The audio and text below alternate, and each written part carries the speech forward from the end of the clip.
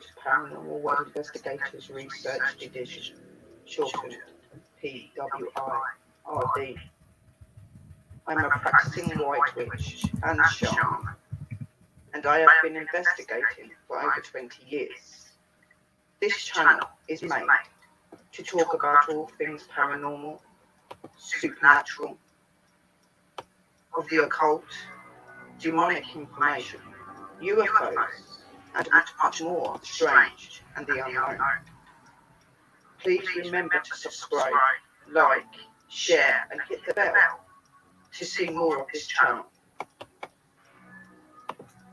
And we will see you very soon. Thank you.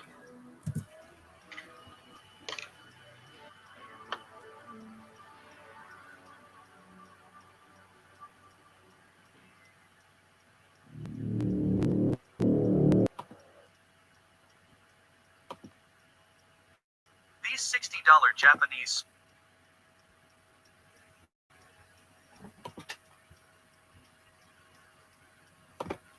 Hello guys, and welcome to PWI, Paranormal World Investigators Research Division 1. We are here to do the educational show and topic show. So tonight we are going to be following on the show from Samuel's the other day, which is to do with angels. So we're going to be going into more detail about angels, what they are, what they do, their characteristics and importance in this world and in the spirit world in heaven. So we're going to be talking in a lot more depth. I've got some books with me that I learned a lot of my stuff to do with angels, and there are many types. I used these books to do the work and stuff like that, and I'm wanting to share them with you and learn you. Just hang on a minute because my dog's going nuts and there's somebody outside. Hang on.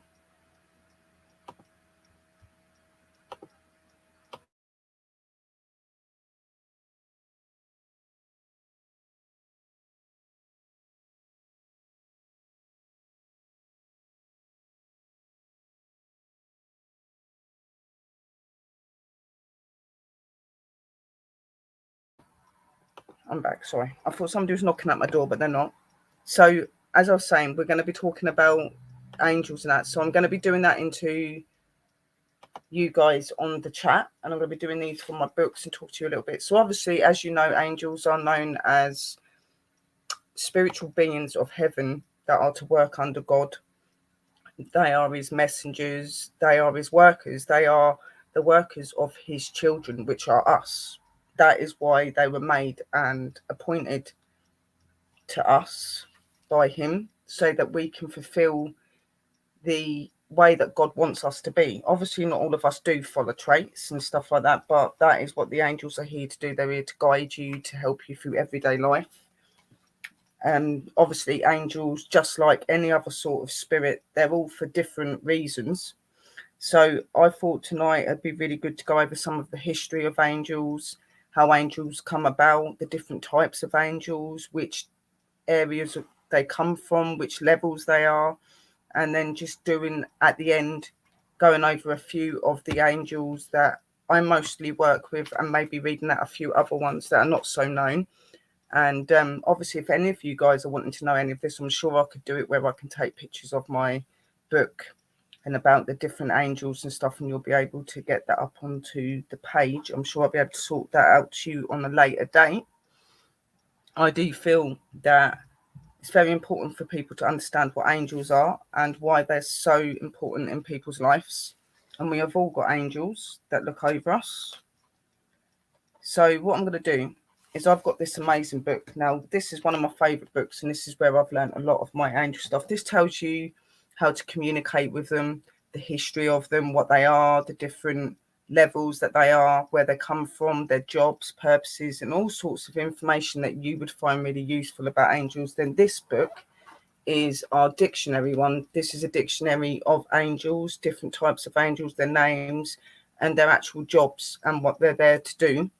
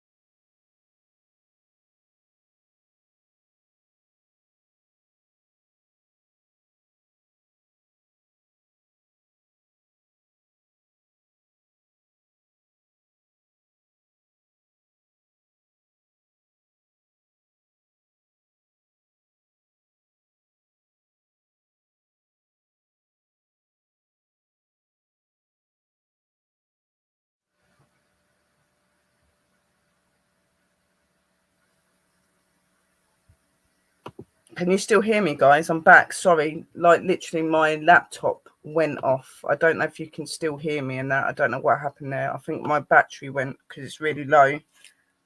I didn't see that the battery was right down. So I apologise about that, guys. I hope you can still hear me. Just say in the room if you can still hear me so that I know. Let's do it again. Just stay on.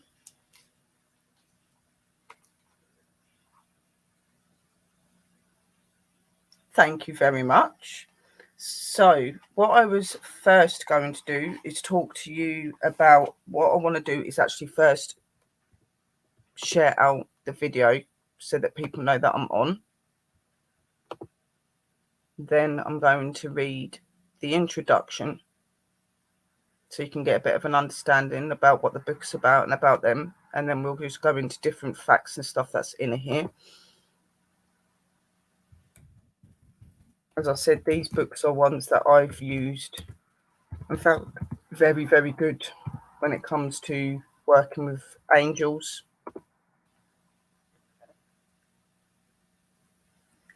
As like spirits, angels, again, there are different ways to speak to them, to communicate with them. There are different things that are expected for each angel. They're all from different levels, you know, some are higher than others. One thing I will clarify to you all, I know that we all go across and we say about guardian angels and stuff. Guardian angels are workers of God. And we like to say that our families are guardians, okay? That's what we like to reside to them as, because they are people that still watch over us and look over us like what angels are.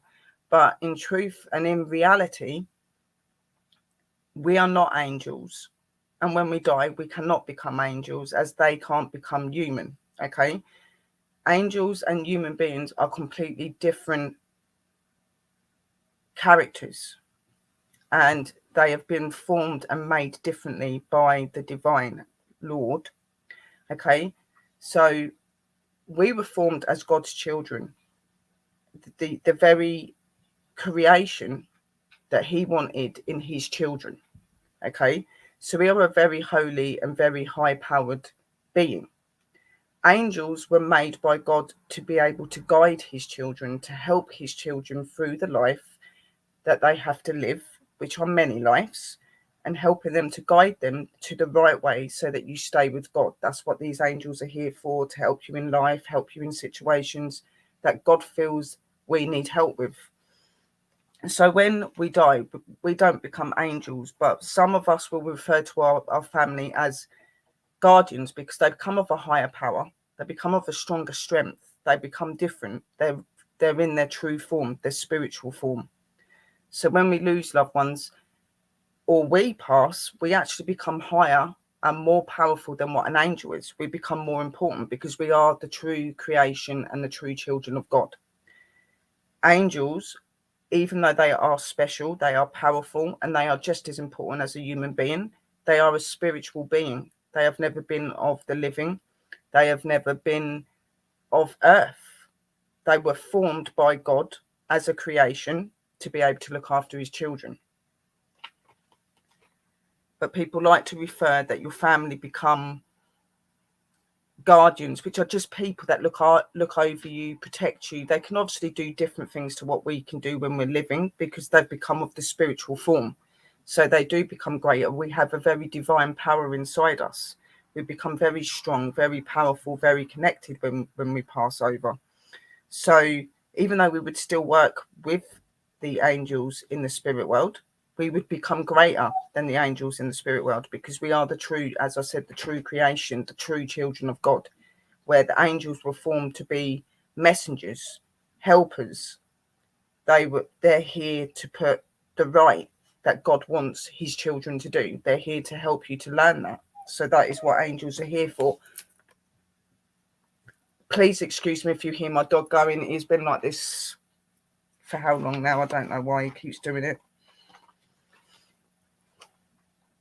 So I'm going to share this book that I learned a lot of my angel work from, and I find it very inspirational. And I do find that, you know, working with you guys and learning you guys about the most important things is really important to me. And angels is one of these. And we all need angels at some point in our life.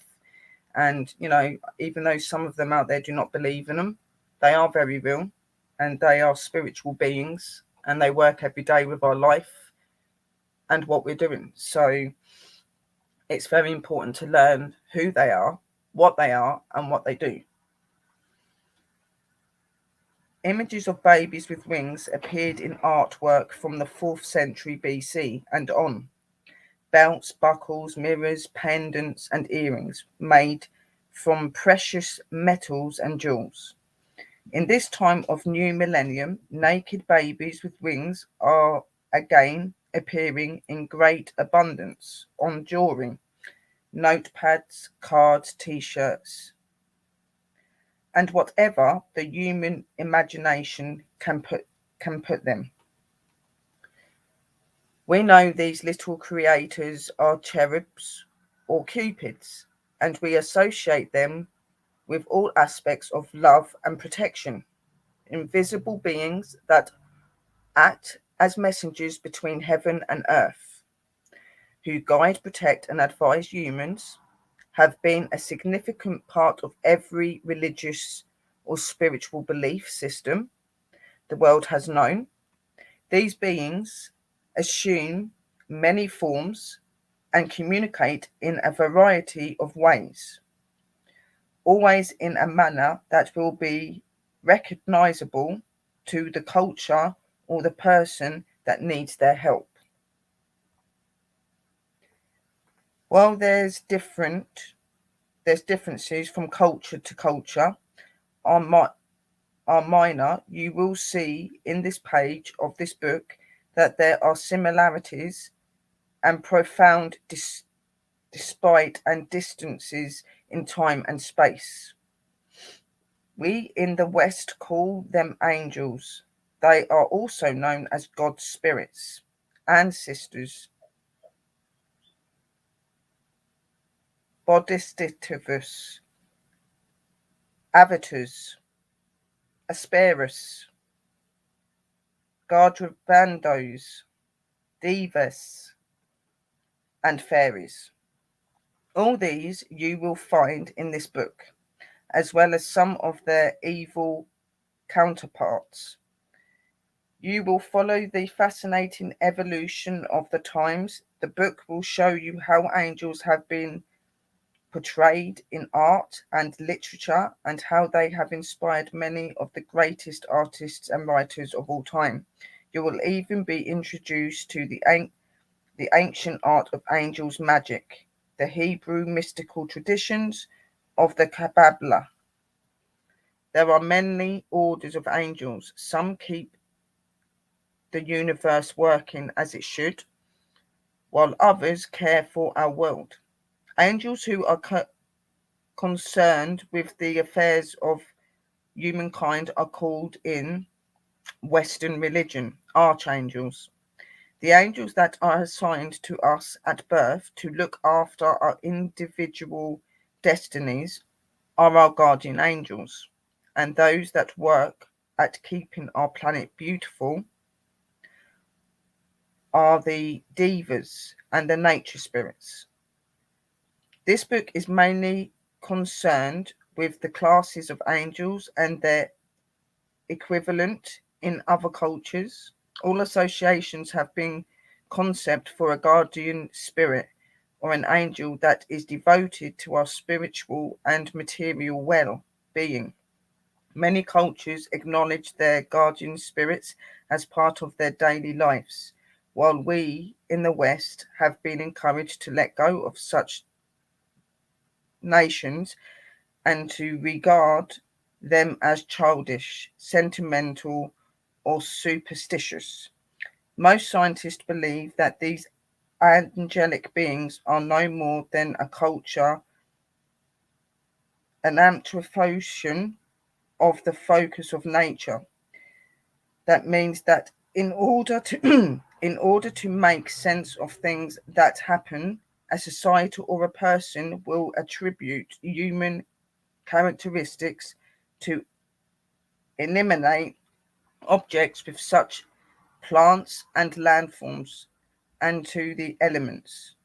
This way, they create a phantom of invisible beings. While there might be some truth in this theory, it is limited to believe that this is the whole story. The fact that someone cannot be perceived by one or more of the five senses does not mean that it doesn't exist. Science is full of technology that makes us of natural phenomena not perceived in previous eras. Hello, Hatchie. Hello, Kate, darling. And my lovely thinking, how are you? Such thinking is not true of all scientists. Enston stated, I believe in God, who reveals himself in the ordinary harmony of the universe. I believe that intelligence is manifested throughout all nature. The basics of scientific work is the conviction that the world is an order and a comprehensible entity and not a thing of chance. Perhaps the time has arrived when society believes how beliefs have come full circle. Advanced medical technology has enabled us to bring people back to life. In the section entitled Angels and the Near-Death Experiences, you will notice the irony that the strongest critical evidence supporting the existence of life after death and the existence of angels have come from the technology, and no one can deny the more technical and volatile of our world gets. The more conscious our society becomes of spiritual concept. For instance, countless people meditate every day to reduce stress. Not too long ago, meditation was a purely spiritual practice. We all have guardian angels working to help us in our lives, trying to inspire us to achieve and encourage us through difficult times. But we very often ignore our angels simply because we don't know that they are there, that they are there and trying to communicate with us. This is a great shame, for our lives would be greatly enriched if only we knew how to listen to them. Through this book, you will discover how to recognize the presence of your guardian angels. You will also learn ways to connect with your guardian angels and to consciously allow it to help you to improve the quality of your life. And in the section on the divas and the nature spirits, you will see how you can help these wonderful beings of light counter the effects caused by the misuse of technology. Some mystics have proposed that angels are the thought of God.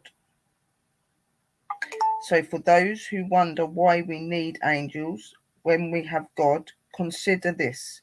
When you are connecting with the angels, you are connecting with the supreme being after all. If someone connects with your thoughts, are they not connecting with you at that most profound level?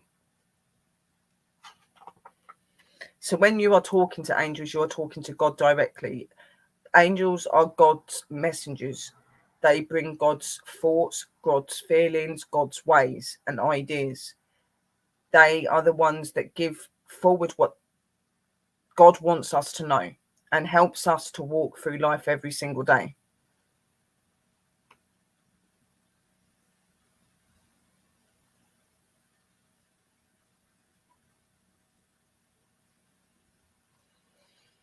So what is an angel? While there is a popular notion of angels sitting out on clouds playing harps with specific expressions, they are in fact workers, just like humans. Their mission is to guide all living beings towards the light on which they are part. To feel the presence of an angel is to know pure joy. Angels are all about us, desiring nothing more than to guide us towards what is good and to protect us from from that which will cause harm. To benefit from their guidance, all you need are the ears to hear their words. They are there to help you. When you are suffering grief, if you are willing to open yourself up to their healing presence, the presences of angels. It is difficult for most people to believe in something they cannot see, and few people have seen angels. However, if you will trust in yourself enough to open your heart and your mind, you will at least be able to feel your angel's presence. You will see from this book that strange things happen in life that have no significant explanation, but which are so ordered and of such a wonderful nature that they cannot be considered random events. Angels are not extraterrestrial, they are spiritual beings. Lives have been saved, life altering mistakes have been avoided, and simple pleasures have been enjoyed. People who go on to share great love meet by the strangest coincidence. It was meant to be, is what most people say. Angels and their labour shine with unearthly light, a light that is perceived as at some level of consciousness by anyone who is open to receiving gladness in their life. Throughout time, spirits and deities have been associated with the light. The ancient Egyptians called their gods the Shining Ones. To learn more about the roles of angels the roles that angels play in your lives, read the chapters, which I will do that shortly. Unless you can love as the angels may, with the breadth of heaven that wished you, unless you can dream that this faith is fast throughout beholding and unbeholden, unless you can die when the dream is past, oh never call a loving. That is a little prayer thing. Hello, how are you, Cherry? Hello, how are you, Reenie? Visions of angels. Their garments are white, but with an unearthable whiteness. I cannot describe it because it cannot be compared to earthly whiteness. It is much softer to the eye. These bright angels are enveloped into light. So different from ours, that by comprehension everything else seems dark. When you see the hand of 50, you are lost in amazement. They seem clothed with golden plates, constantly moving like so many suns.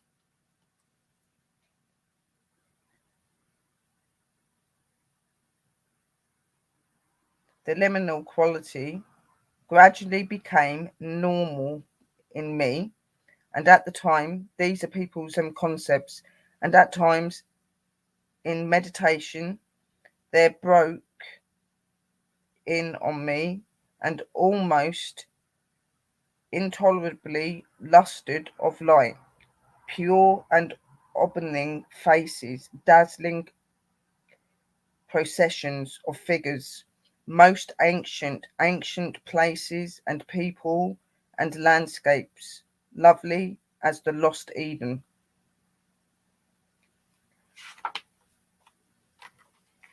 Angels 3 times. The word angels comes from the Greek angelos, which is the equivalent of the Hebrew melkab, meaning messenger. The ancient Greek philosopher Socrates state that God does not deal directly with man. It is by means of spirits that all of the intercourse and communication of gods with men, both in waking life and in sleep, it carries on. Hello, free souls. The ancient world. Before angels, there were gods and goddesses, ancestors, and great spirit entities.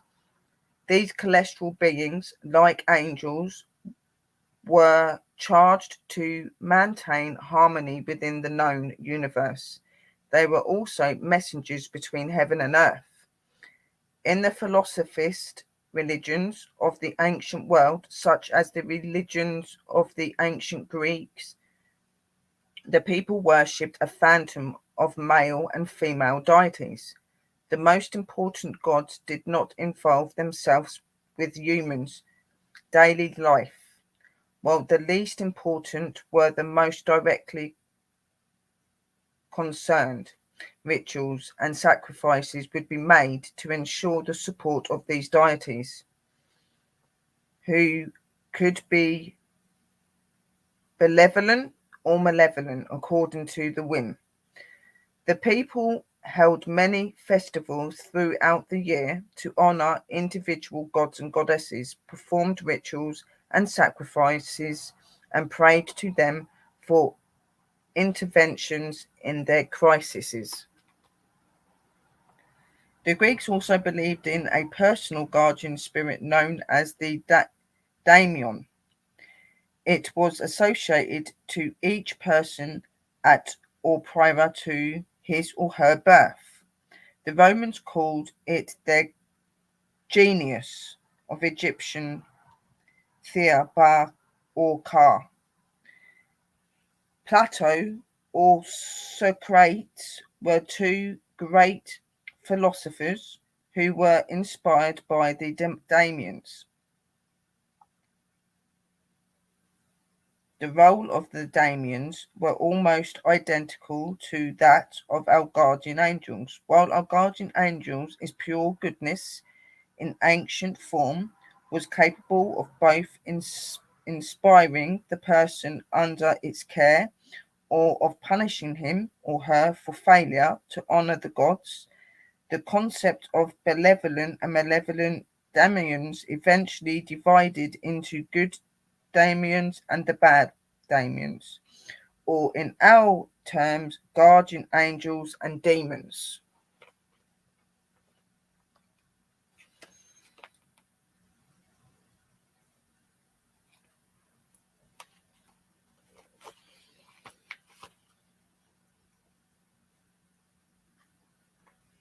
So what I want to do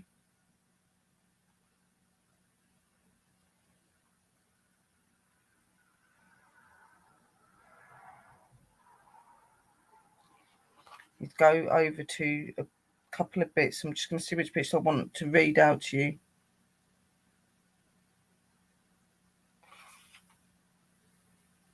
So, the 10 holy Sephiroth and their governing angels. You've got Sophia, Archangel, that is Keter and Divine Crown, that is Matrion. The angel closest to God, B is the link between the divine and the humankind. He was enough before this physical ascensions to heaven, chief of the Hayuth Kabbats, and holy beasts. Matron was the counselor to Moses.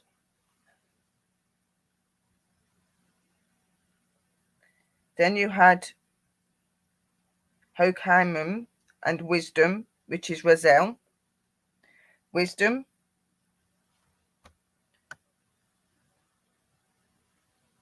Personified and the angel of mysteries, chief of the Arelium, the valiant ones. Razel was Adam's counselor. Then you've got Binah and understanding, that is Zabkil, angel of contemplation.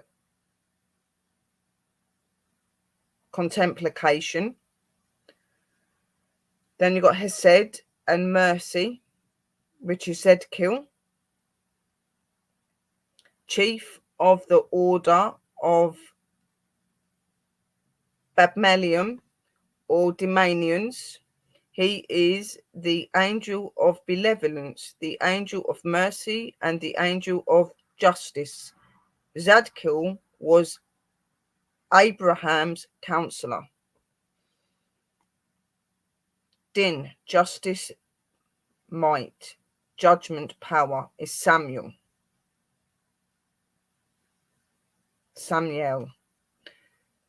The adversary who represents the severity of God, a chief of the supreme, and the leader of 12,000 angels of destruction, also angels of death.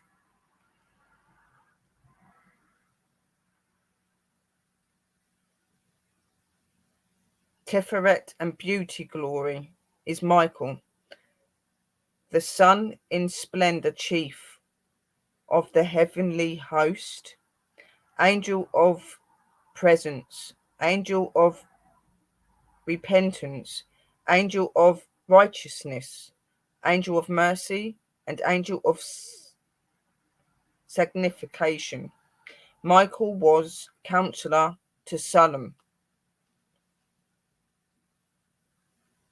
Nizia, endurance and victory entity.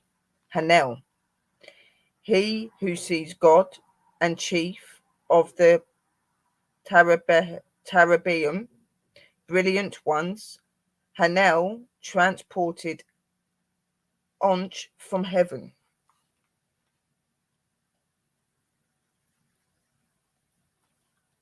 Then you had Hod, which is majesty, splendor. That was Raphael, the angel of healing, both of the world and humankind, angel of compassion and love, chief of Bean Elm, the host of angels who unceasingly sing the praises of God. Raphael was the counselor to Isaac. Dash, can you come in here, please? Yezdod is Gabriel, the prince of justice and chief of the Oprahum or the Kerbrium, wills of characteristics. He is also the angel of mercy, angel of vengeance, angel of death, and angel of revelation. Gabriel was the counselor to Joshua and Daniel. Shericum, God's presence in the world and kingdom. Sandalphon, twin brother of Matrion and originally the prophet Elise. He is the tallest angel. His feet are on earth while his head reaches heaven. He encourages the prayers of the faithful ascend as an orb to God. Sandalph is the guardian angel of earth and is involved in senseless combat with Samuel. Dash, will you come and lay down?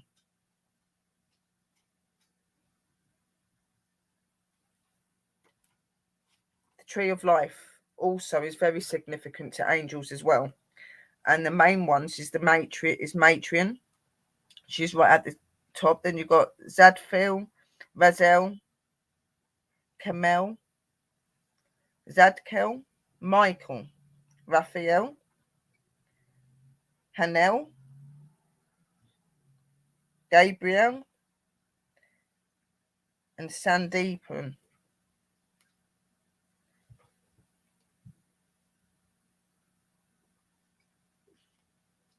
So Matrion was the divine crown Kitta. Zephiel was understanding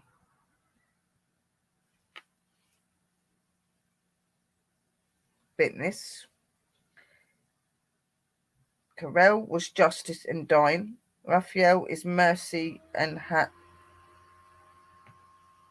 Hon. Gabriel is foundation and Yezon. Zaprahel is God's presence in the world. Hanel is foundation and Nezel. Michael is beauty and Tipprent. Zedkel is mercy and Handes.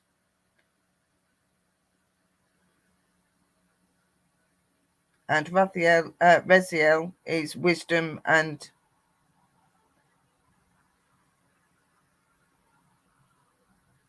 honorable. Christianity embraced angels like no religion before. However, the love of angels came from the people rather than from the church fathers. In the letter of Paul to the Colossians, St. Paul in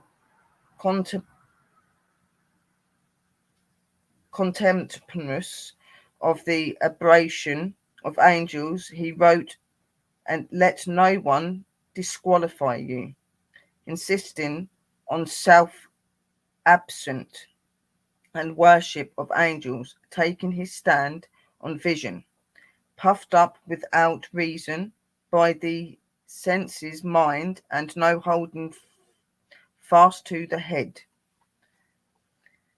This suggests that even at this early time there were many who were having visions of angels. Perhaps what Paul witnessed was something like the angels' mania of the Middle Ages. During this period, there was a great acceptance of the idea of visions, especially in England and France.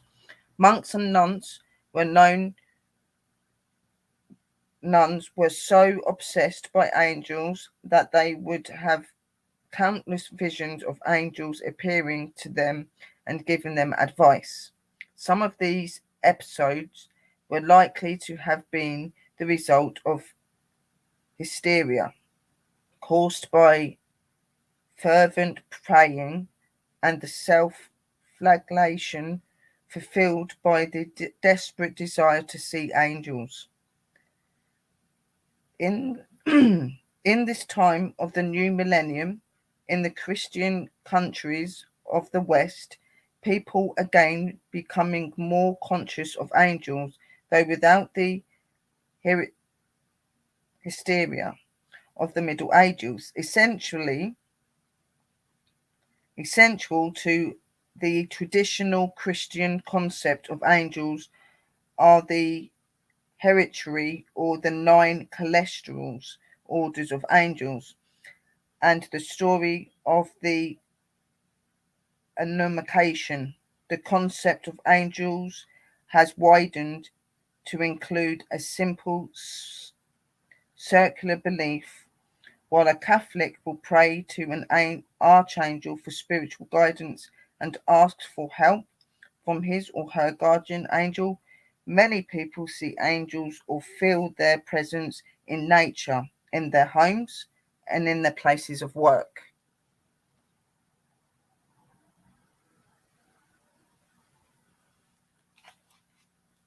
The 9 celestial orders of angels, you've got the supreme. The supreme angels are the highest orders of angels. They are the guardians before God's throne. They are the referred to as the burning ones because they are aflame with love of God. God's grace flows through the supreme to the angels below, dispelling darkness and purifying the universe. They call one to another. Holy, holy, holy is the Lord of hosts. The whole earth is full of his glory. The cherubim are God's record keepers and guardians of God's glory. The Lord God placed the cherubim as the east of the Garden of Eden to guard the way to the tree of life. They are the characters of God and bearers of his throne. Then you have the thrones, considered how God's decisions should be manifest and bring about justice according to the universe laws. So they bring God's words and way. Then you've got the dominions. They decide what needs to be done to accomplish God's needs and regulate the deities of angels to ensure that the universe keeps working as it should. Through them, the majesty of God is manifested. The virtues draw on God's force to work miracles on earth. They bestow grace and valor on the worthy. The powers keep order in the universe and the demons from overthrowing the world. Principalities keep watch over nations and attempt to inspire their leaders to make wise decisions. They are also protectors of religion. Your archangels look after the affairs of humankind as they relate to God's will and to act as messengers and intermediaries between God and the human race. They act as guardian angels to leaders of the world and movements. Then normal angels include guardian angels who are assigned by God to every human being at the time of his or her birth. Angels of this order are assigned to assist every aspect of life in the universe. So these are your main 9 angels. They are the 9 celestial orders of angels. This is what is up in heaven. So you've got the highest one, which is the supreme, to the lowest, as you would say, which is the angels themselves. But none of these energies are of low power. They're very powerful, very strong, very uplifting. They are very relevant to be in people's lives, and they most definitely, if you have them in their life, make things a lot easier.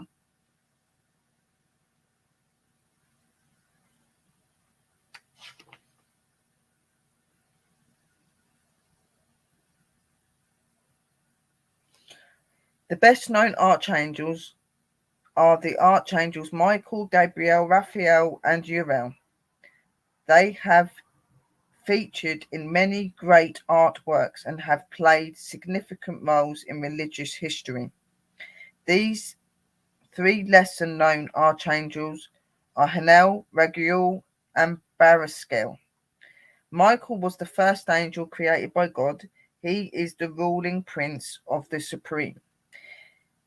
And it was he whom Satan threw Satan out of heaven after the war in heaven. Michael was the angel who spoke to Moses on Mount Sinai. Gabriel is the messenger. He appeared to the Virgin Mary to announce that she would be the mother of Christ, and appeared to Zachariah to announce the birth of John and Baptist.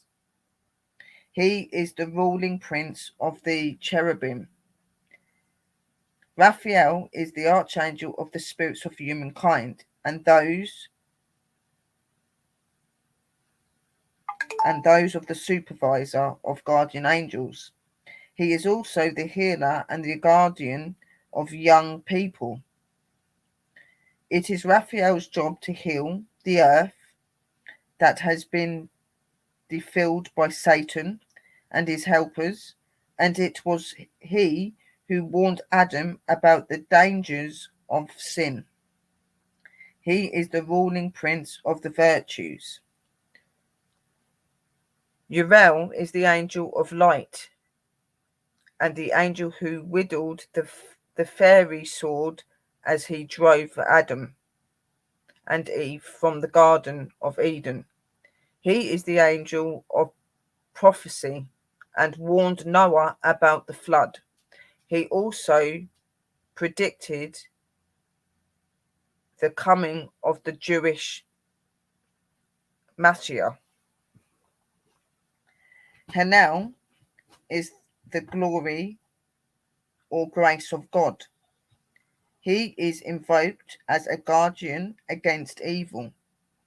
He is the ruling prince of the principalities.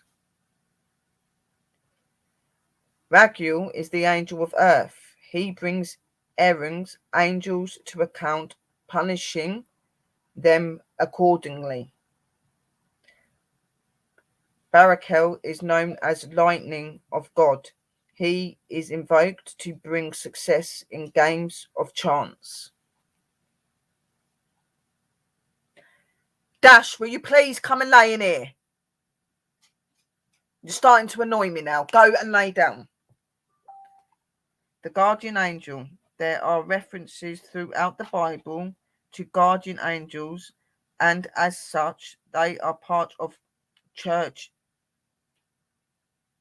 doctrine, origin, and 3rd century Christian mystic and theologian said the guardian angels, the invisible protectors assigned by God to each of us at birth to guide us in God's thoughts, words, and deeds. We're around all Christians and could be treated as kinsfolks and friends who make their presence felt immediately to those who pray to them. Belief in guardian angels was especially strong in the 4th century. The great men of that time were in open and constant conversation with the guardian angels. They would ask for inspiration, protection, and aid in time of crisis, and credit their guardian angels for leading them to the right people at the right time, and for inspiration and well-made decisions. Constantine prepared himself for his conquests with visions of his guardian angel. In the Roman Catholic Church calendar, October the 2nd is the day for honouring guardian angels. So on the 2nd of October is the day to be able to honour guardian angels. You can put out little gifts, flowers, treats, things like that to help to show your appreciation to what they do for you. Hello, beauty of nature. A note on the fallen angel. Writing of the Western religious includes stories telling of angels falling from grace.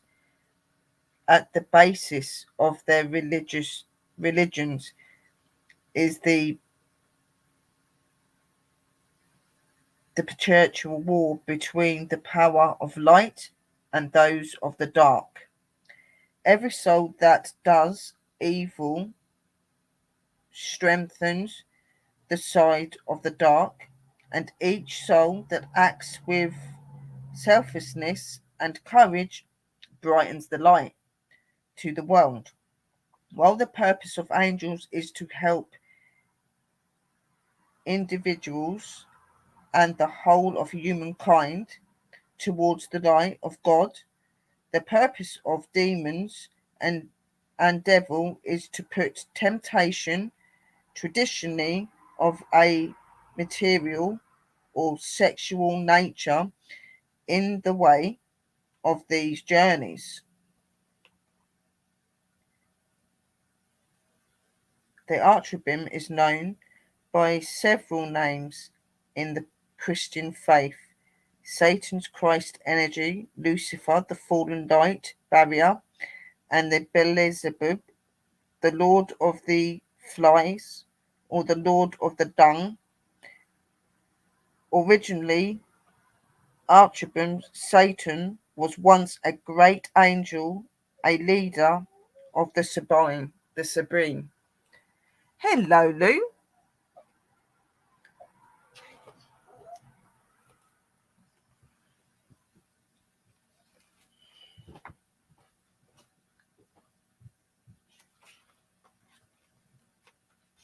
Don't want to know about angels.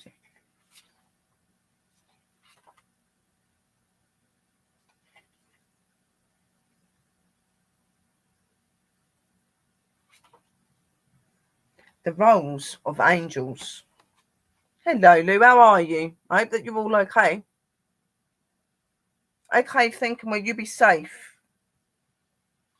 Angels are manifestations of divine energy who are dedicated to promoting spiritual harmony in the universe. They channel divine love to whatever it is required, and they assist those who need them. In Christianity, the Almighty Supreme Soul responsibility is to the Supreme. Being the Archangel carries divine messages and gives strength to those who fight for good in the world.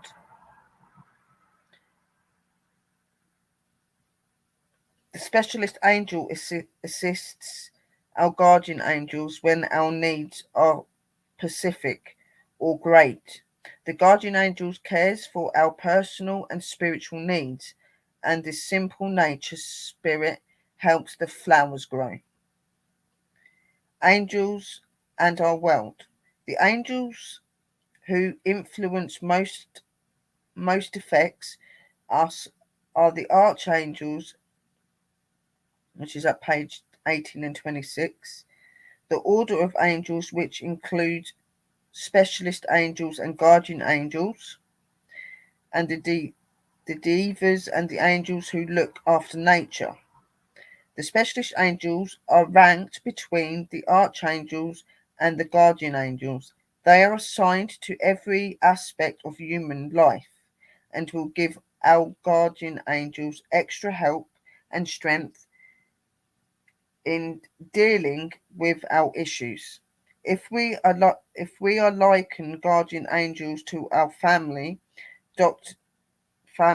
doctors, these specialist angels are equivalent to the medical specialists. Our doctors consult regarding our more serious health problems. National leaders have the power to destroy humanity and the globe. Their work is so demanding and critical that the order of principalities, which is on page 23, are assigned to them. Archangels are guardian angels to the leaders of major movements. They try to make the world a better place. Their mission is to inspire these leaders, advise them, and give them courage, usually through the medium of intuition and dream. No matter how powerful these angels may be, they do not have the authority to force leaders to act wisely. All they can do is try to influence their decisions. The story of the next 2 pages is about the great leader who altered the the course of history by following the guidance of the Archangel Michael and the two Matriad saints.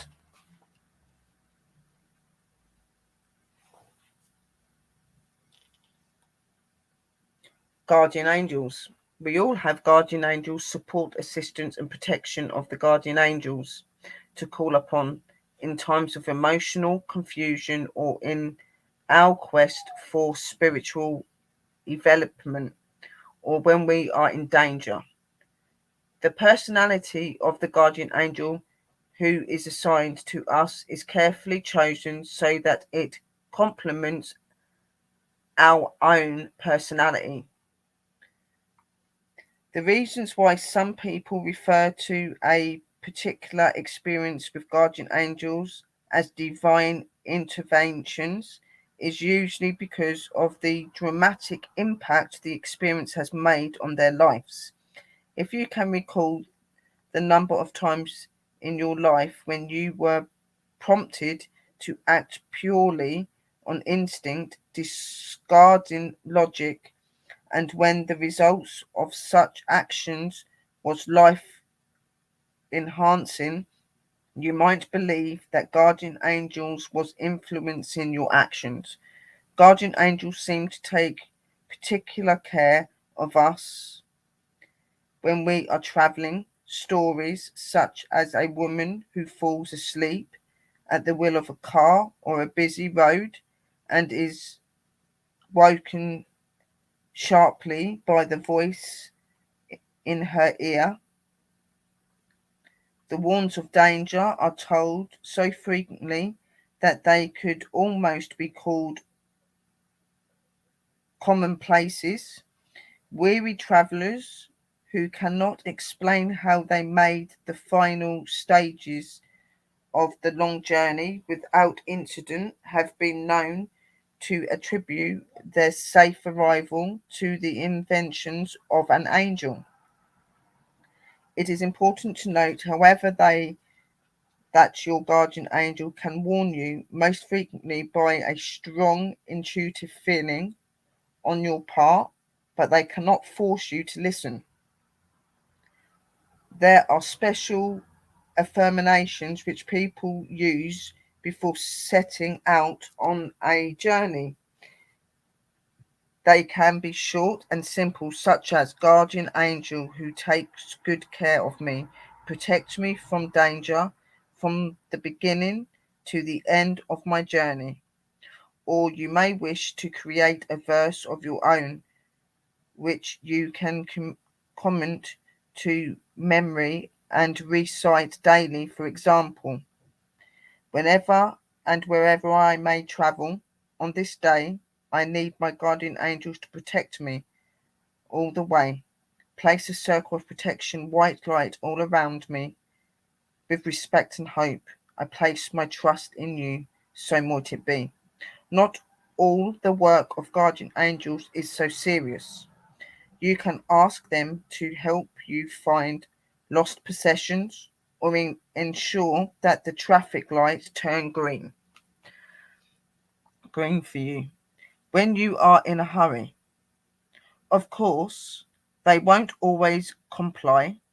They will judge the situation and decide if such help is warranted. After all, if everyone's guardian angel turned the lights green whenever their people wanted, there'd be utter chaos on the roads. Guardian angels are a high evolved spirit who understand that while you are living on the material planet, you will need to learn the material values as much as the spiritual ones. They are here to help you balance the material with the spiritual. They respect the fact that you have a free will to make important decisions and choices. And though they may tug at your confidence when you flirt with danger, they understand that you must learn through experiences. Guardian angels have no desire to intrude upon your privacy. It is not the role of your guardian angel to judge your lifestyle or your beliefs. They are just there to help you, to guide you. If you choose to learn, that's up to you. But a lot of artists and a lot of famous people, like from the past, very much used guardian angels to call upon things that they wanted to happen successfully in their life. If they wanted an inspiration for a certain painting, you would get a very strong urge or vision of something beautiful in your mind, and you would be able to put that onto paper. The most prominent way of knowing your angel is through feeling. You'll be able to feel this urge of protection and power around you. Some of them will communicate by touching your face or touching your arm. Some of them will give you vision. You know, they all communicate and act with you in completely different ways. And it also depends on the situation that you're in as well. And sometimes you do, depending on the sort of angel that you're trying to communicate with, you would need to put things down, such as offerings and stuff like that. But this isn't for every angel and that. But me, personally, any angel I call on, if it's high or it's a lower power, I put treats out for all of them, because in my eyes, while we're living here on earth, they are greater and more powerful than us. But once we become up there, we become like an equal or more than an angel. So realistically, when you go over to heaven, you wouldn't want to become an angel, because in people's theory, you would become less. Why would you want to become less and become an angel when you are a very powered spiritual being? Okay, you are the child of God, where, as I said, angels are made to look after us, to look after our world, to give the messages from God to us here. You know, they're here to keep this world and the spirit world connected. So we're just two completely different beings, and you cannot be one or the other. This is deep but good. Yes, and I think you guys need to know this.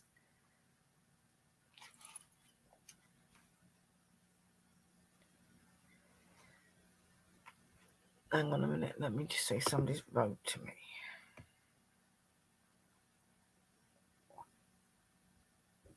Oh, sorry, my mate next door sent me a really cute picture. So that's cute. Right, just let her know that I am taking notice. So the next bit is how and why do angels appear? Angels are beings of light and the energy of love. Normally they are invisible to our eyes, but on rare occasions they will manifest themselves to us. They will particularly form a guardian angel.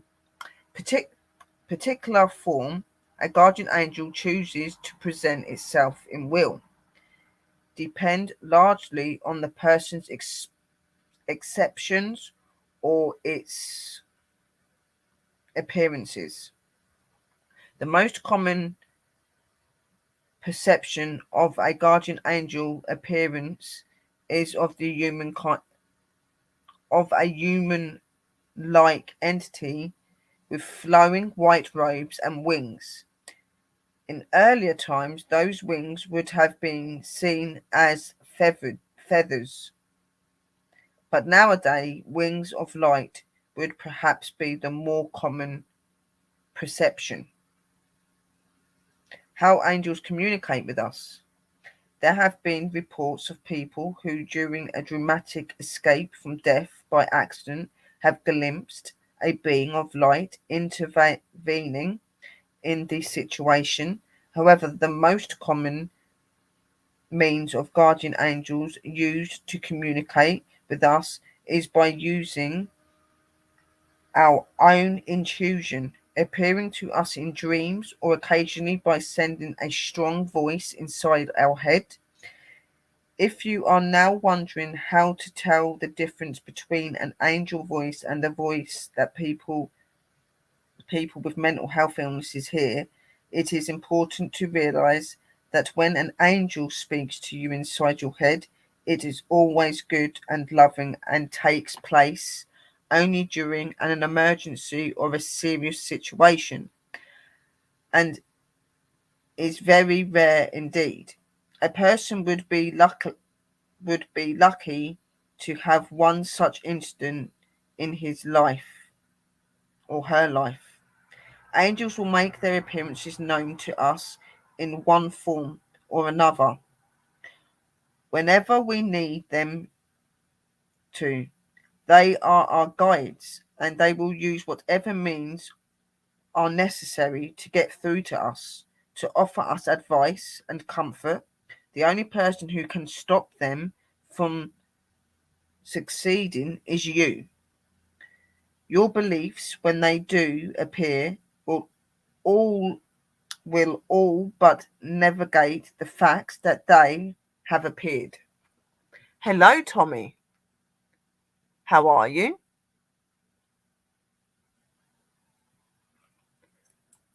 I'm glad that this is Deep Beauty of Nature. I hope you are enjoying it. I do apologise.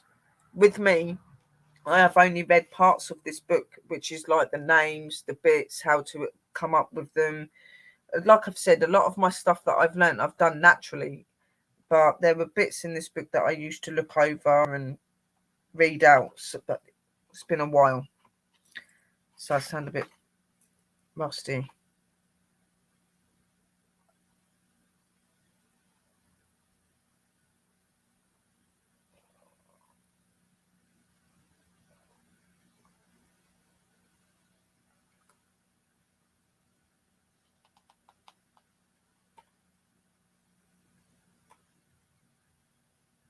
Obviously, as you know, angels very much so counteract with us in every aspect of life. So if that's illness, love, growth of money, all sorts of things, they're brought into our life for many different reasons. They are here to make our life easier. That they are here to learn us and to teach us the values of life.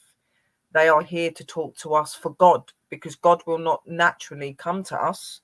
He uses them to talk to us, the same as the divine do. So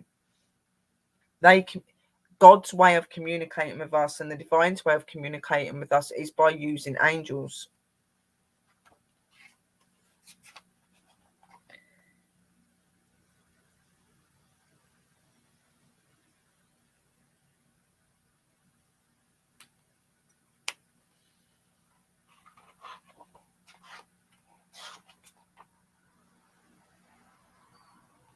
So then we're going to talk a little bit about angels and near-death experiences, okay? Since Raymond Moody, JRMD, published his book, Life After Life in 1975, reports of people remembering their experiences during that time, they were pronounced clinically dead. During that time, they were pronounced clinically dead are becoming almost commonplace. Dr. Moody called the phenomenon the near-death experience. While no two near-death experiences are identical, they all have elements in common. Some people will experience all facts of the experience, while others may only experience one or two.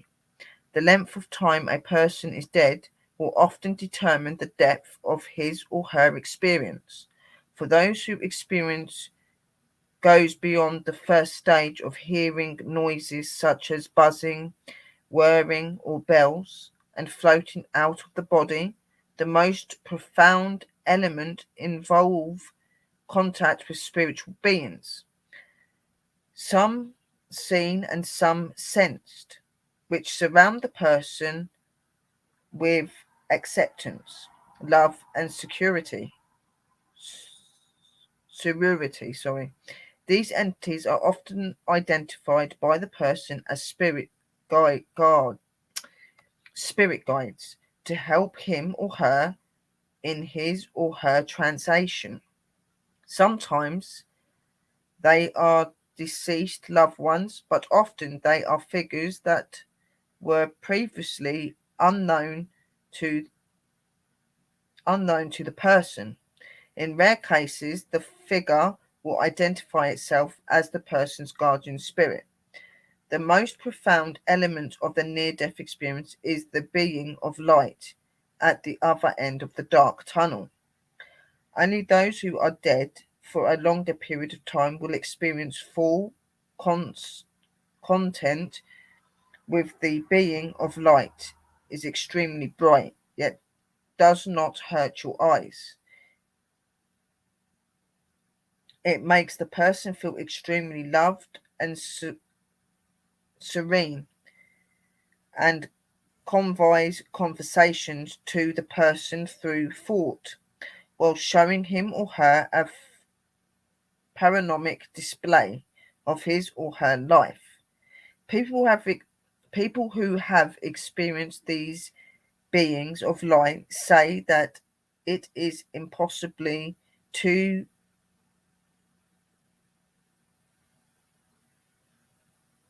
ministrate what it is saying to you, and extremely difficult to relate in human language or what was said. Though all agree that it is not judgmental, and its concern is that you love fully and learn the lessons of life. While the experience of this being does not vary from individual to individual, its identity does. It has been identified as Jesus or Christ Mary, Jesus or Christ or Mary, Muhammad, an angel, and an other spiritual figure significant to the beliefs of the person concerned, or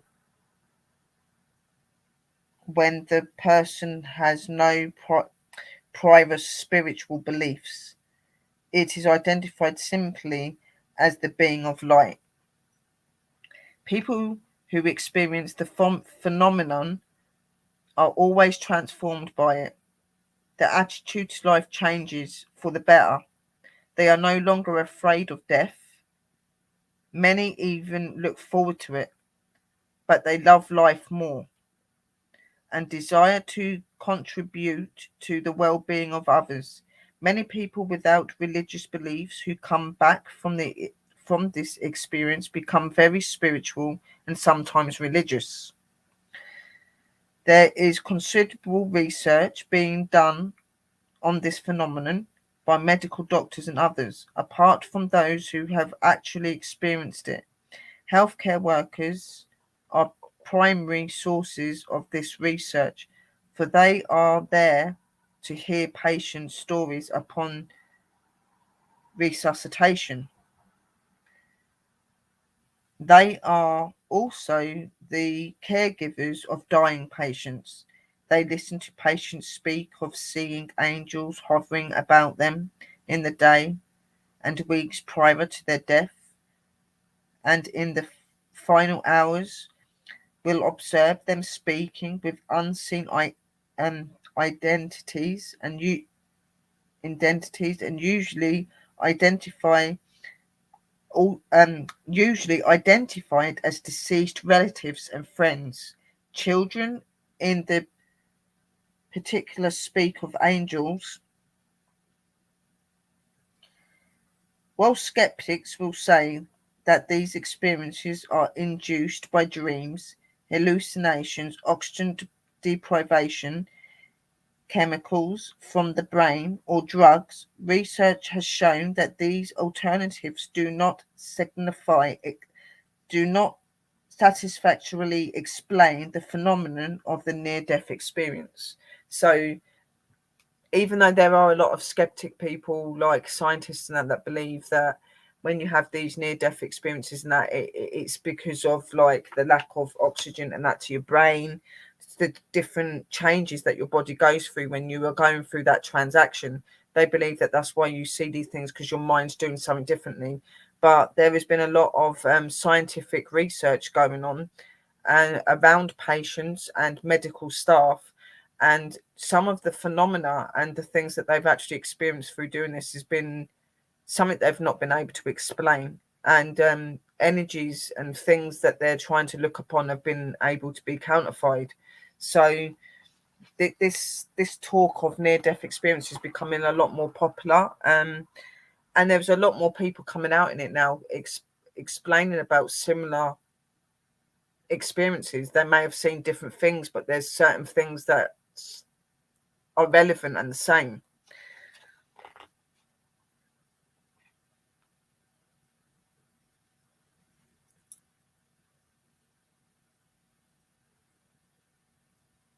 Yes, that's what I say all the time. Like, between, just because they're put forward to you as a dark angel, you've got your light angels and you've got your dark angels, but it doesn't mean that all of your dark angels can't do good for you.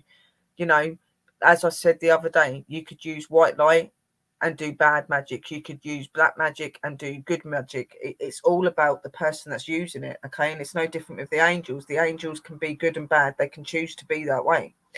And, sometimes the darker energies of angels that are known as, Damians or demonic or whatever, sometimes they can bring good deeds up on the earth, even though it don't seem like it. Sometimes they may do certain things to change things around, and it's a strange thing to be able to explain. Building a relationship with your guardian angel. Building a relationship with your guardian angel is no more difficult and currently no less rewarding than the effect you would put into building a friendship with anyone else you love. And the respect. Acknowledgement, trust, respect, and loyalty are the key words which should guide you in your quest to achieve and accomplish and the lasting bond with your guardian angel. It is essential that you understand the importance of these qualities when you set out to achieve what is, in effect, priceless. Acknowledging your guardian angel. The following a guardian guideline that will help you in your quest.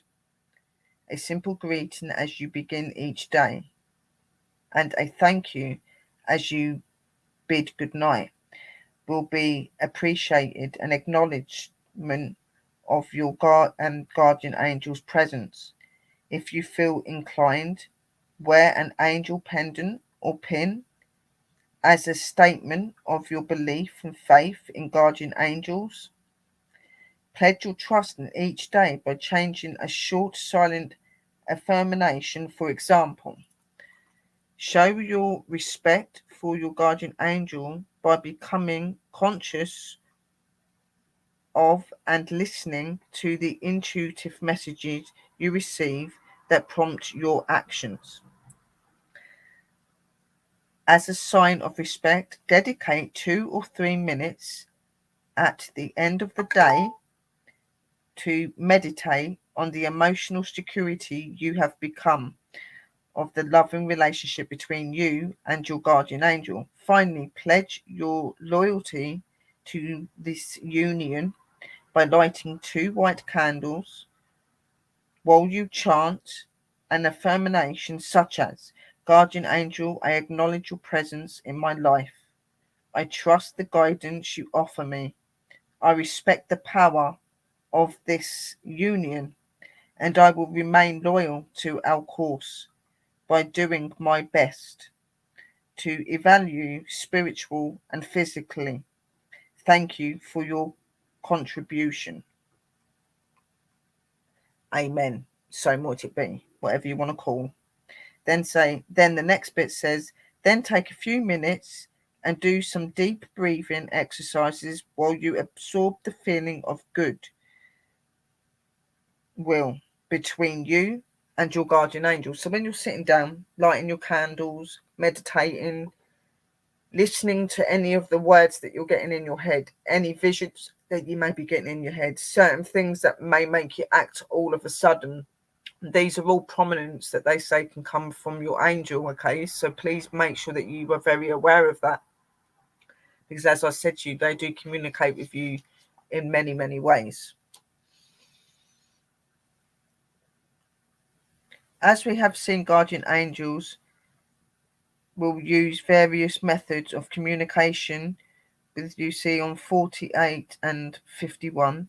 It is important to remember that your guardian angel has no wish to be intrusive, and by using methods that are effective for you, will only communicate with you if you are willing, using your intuition.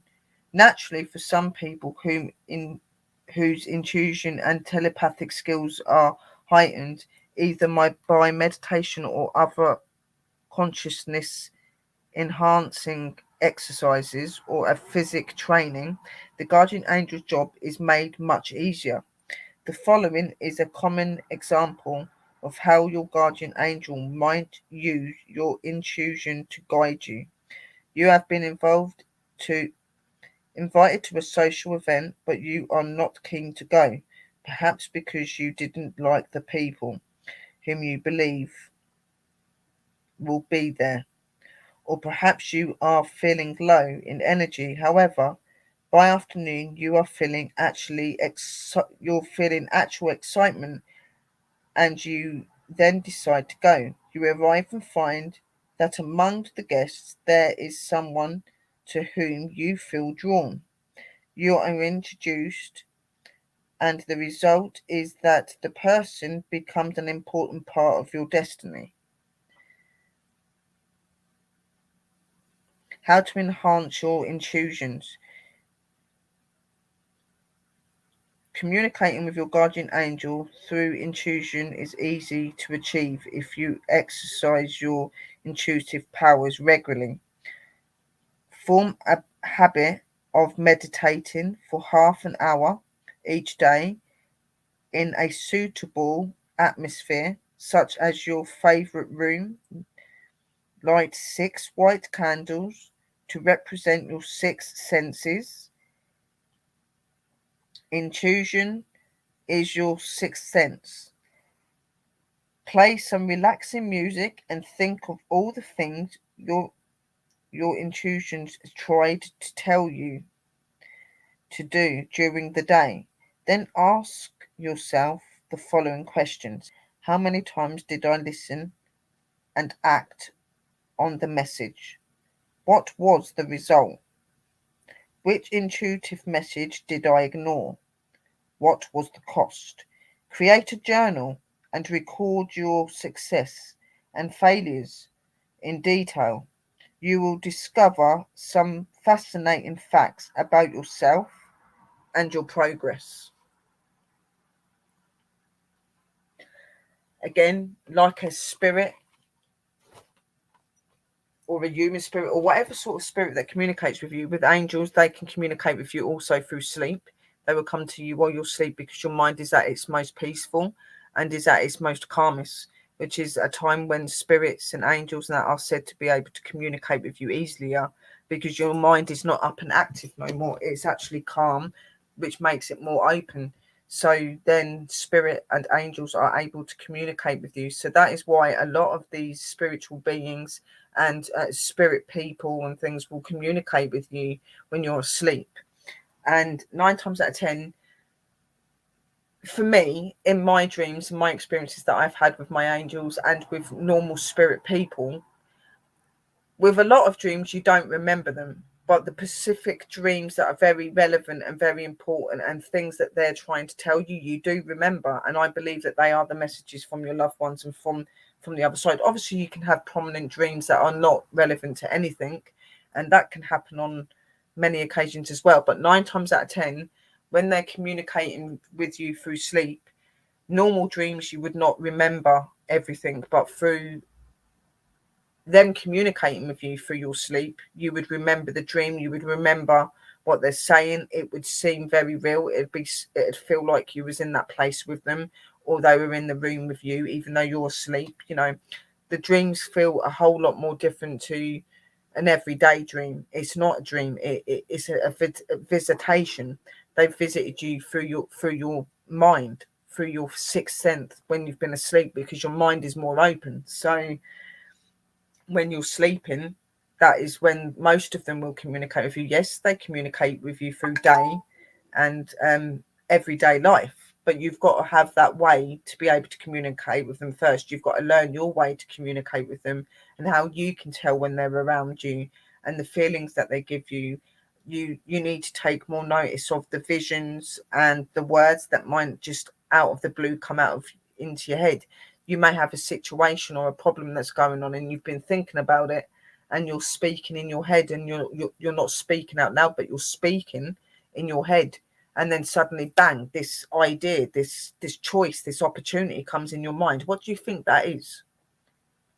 That a lot of the time are your guardian angels and spirit people communicating with you. Okay, a lot of what we decide to do in this world is very much justified by the angels and by God and everything else. And that is how we come to be who we are and do what we do, because they make that happen by believing in us as we believe in them and helping us and guiding us the way that they've been made to do. So it's very important to understand that. And, you know, communicating with your angels is a very important thing, but it does result in you doing a lot of meditation, listening to your feelings, listening to the words that come in your head, seeing symbols and signs outside. Sometimes you might see certain things several times.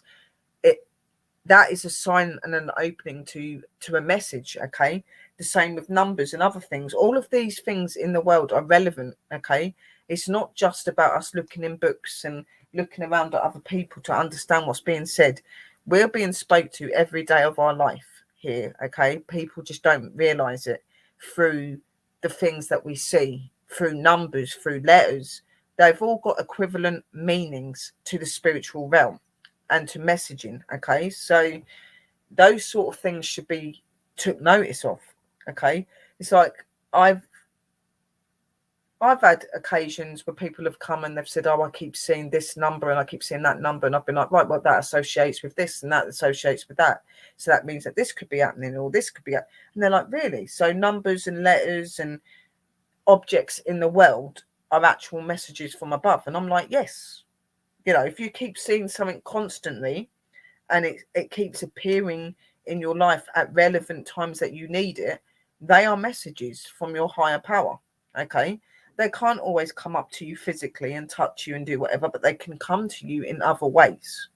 Okay, so if that's through you walking down the road and you see a bus and you've seen that bus for the last 3 days, not even thought about what the time is, and you look at your clock and it's the same time for those 3 days, okay, that is a significant message and sign. If you're going, right, okay, I need to go down the shop, you see the bus driving past at around that time, but you see a couple, it's hard to explain it. You could walk out your house and you see this bus the same time with the same number for 3 days.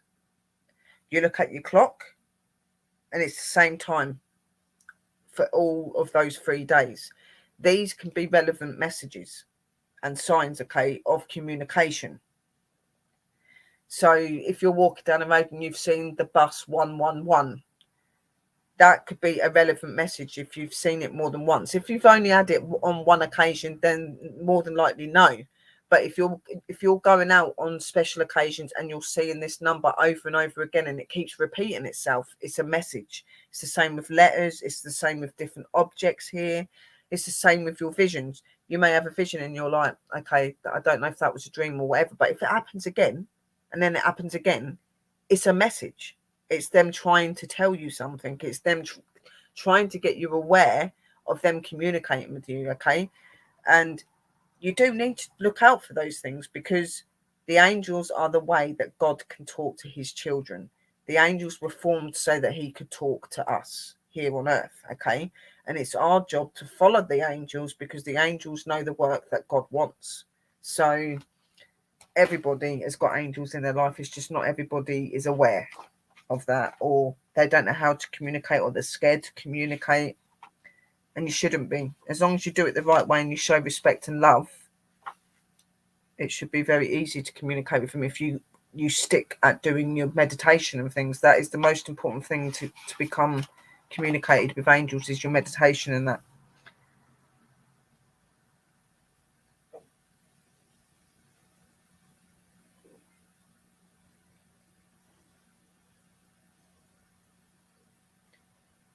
Exercises to help you communicate with your guardian angels. When communicating with your guardian angels, it is both important and rewarding to develop your own system of exercise. Simplicity and sincerity are the main components in gaining a continuous flow of communication with your archangel. Affirmation that are easily committed to memory are a good way to acknowledge your guardian angel and express your desires to work with it so they may listen, learn, and be guided by the advice in times of confessions and important life alterating decisions. Affirmations are also a wonderful way to show your guardian angel your appreciation for all that it is doing for you. Taking the trouble to create affirmations such as the one below and the vocalizing them during a specific time each day will reap untold rewards from your guardian angel, because in this way you are displaying respect. Guardian angel who takes care of me in good times and in bad, who tries to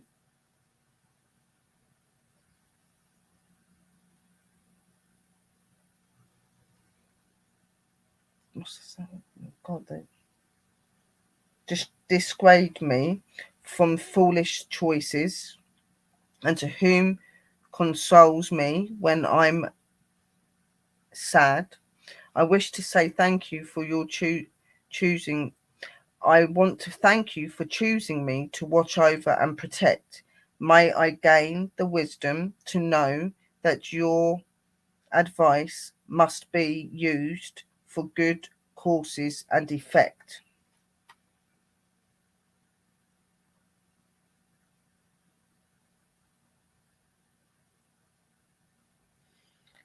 I'll read that again. Guardian angels who take care of me in good times and in bad, who try to disclude me from foolish choices, and who consoles me when I'm sad.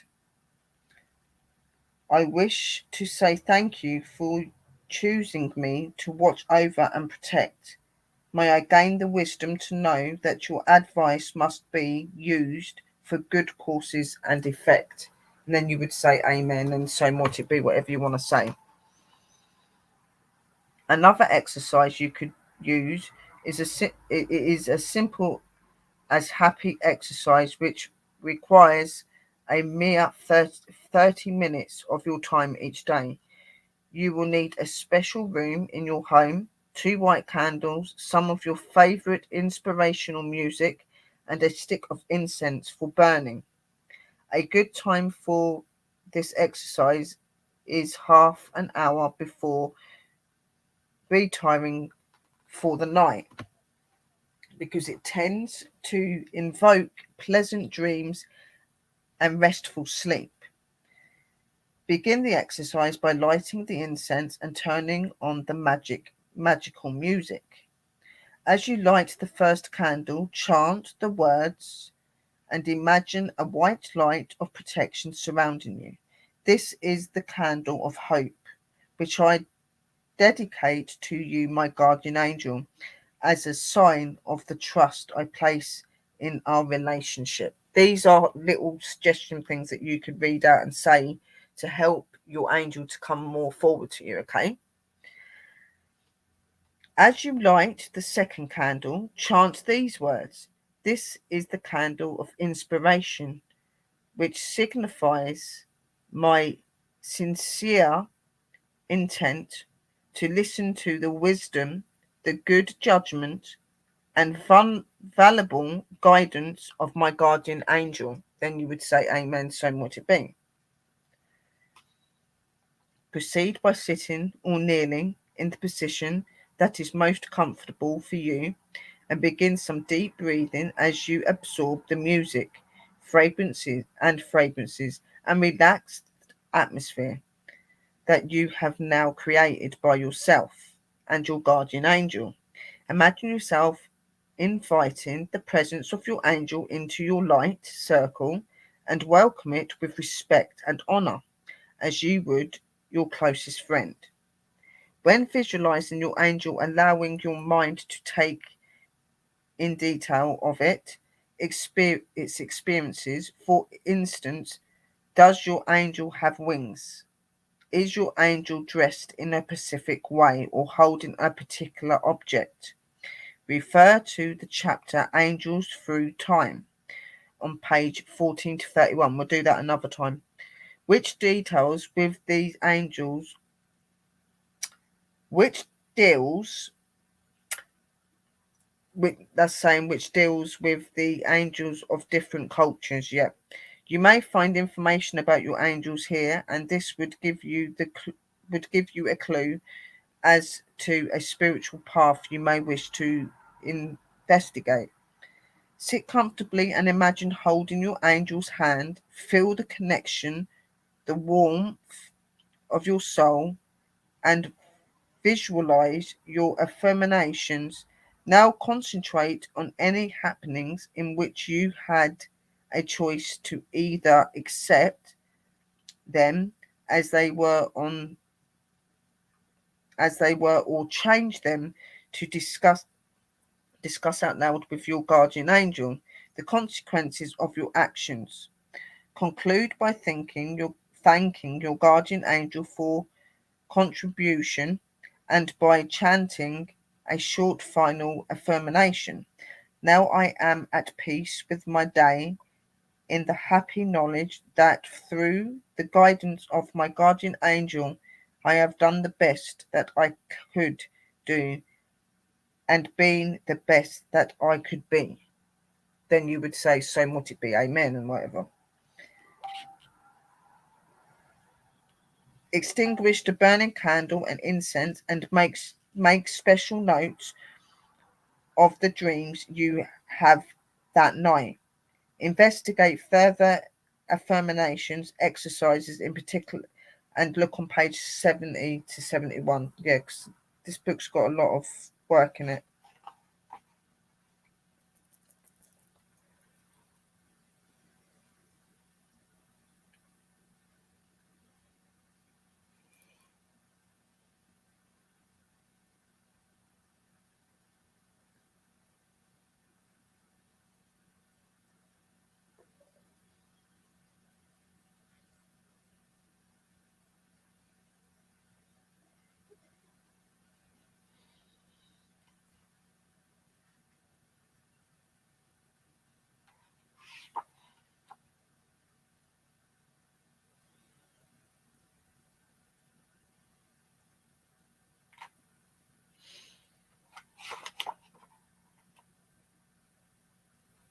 You could create your journals on your dreams and that. So sitting down, lighting your candles, putting your incense, putting your music, asking them to come forth and help you, taking notice of your visions, taking notice of your feelings and stuff like that, asking them to come forth to you and help you in prayer and in being peaceful, so that when you go to sleep, you know, if they're going to talk to you in a detailed way, it would be more open and more comfortable. Have a book, have a journal, any specific dreams that are unusual that you've not experienced, write it down.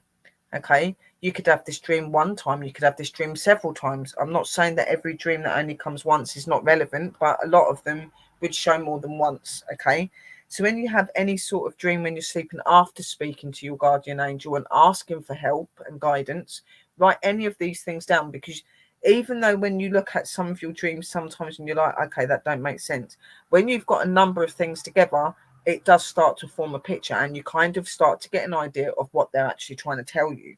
Okay, sometimes the work that they give you straight away can be very prominent straight away, but sometimes it takes a little bit more work to understand what they're trying to tell you. Okay, so writing down a lot of the dreams, emotions that you might be feeling, any weird words or verses that come in your head out of nowhere when you've had something going on, write this all down. You stay blessed as well, beauty of nature. Thank you for coming in. It's very important to open yourself to that and be open to what they're trying to show you. you know, they can be physically around you. You can physically see them sometimes. Yep. It depends on how apparent you are with working with them and how long you've worked with them.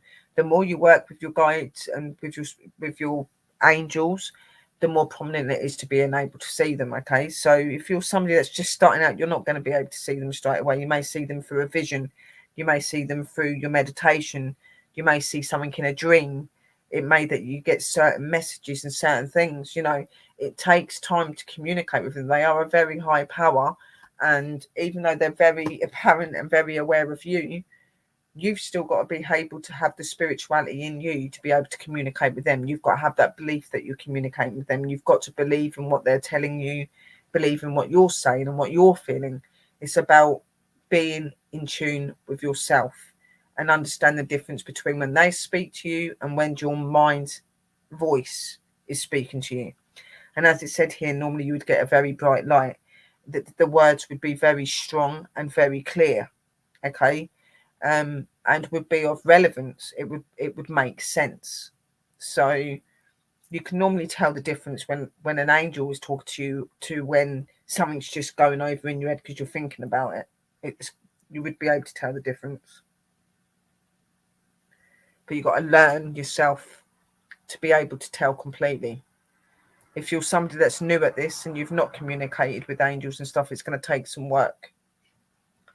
But this book is an absolutely amazing book. It's called Guardian Angels, and it's by Hazel Whiteacre, and by Cynthia Lanchi. So that is the book. I've only read you parts out of that because I didn't want to read all of it, because I want to maybe do another stream where I can go over the bits at the back, which kind of helps you more into the understanding of their testaments and the glossary, and talk to you a bit about how you can make up your journals, and talk to you about angel magic, because, you know, magic is used very much so to communicate with angels as well. I may go over the exercising bits as well again. So they're absolutely amazing. Now, another thing I wanted to run past you, because there was some conversations that were going up and going on, and it was about the 4 horsemen of the apocalypse. Okay. Now,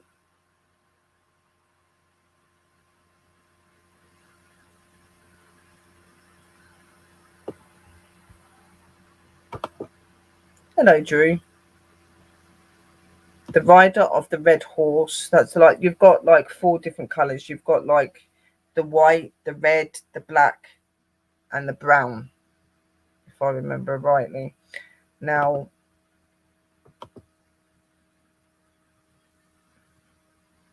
you've got your white horse.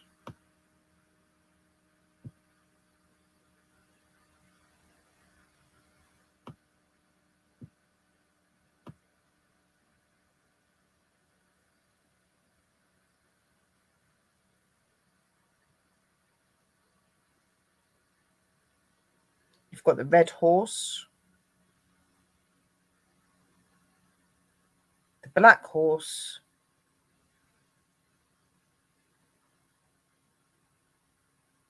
and the pale horse. Some of them say a brown horse, but it's a pale horse. So you have a white horse and you have a pale horse, which is translucent. You can see through it. Okay. There are 4 aspects of this category.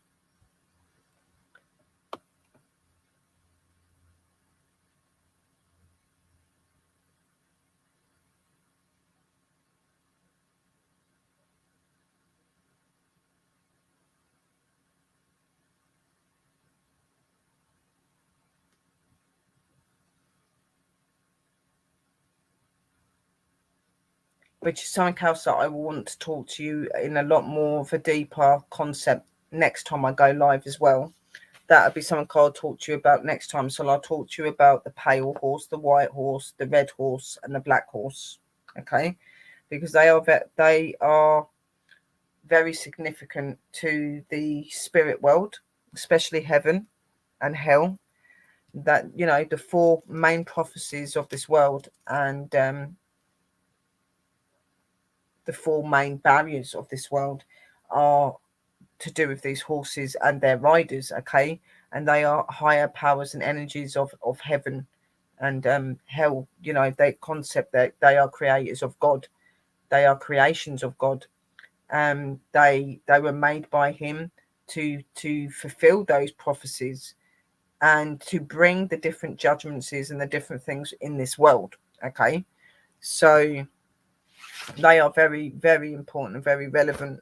So I will speak to you about the apocalypse part in my next stream, which is where I will talk to you about the coloured horses, and again, all representations of nature and elements and angels are even in some concepts elements of nature as well. You know, the way that they communicate, as it said, a lot of people will feel the communication with angels through nature and through natural sources of God.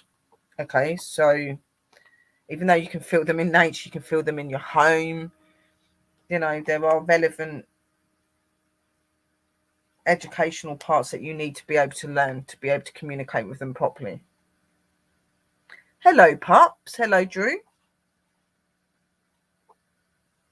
Now, one thing I find very difficult is being able to say some of these angels' names. They're very, very difficult to read, especially when you're dyslexic.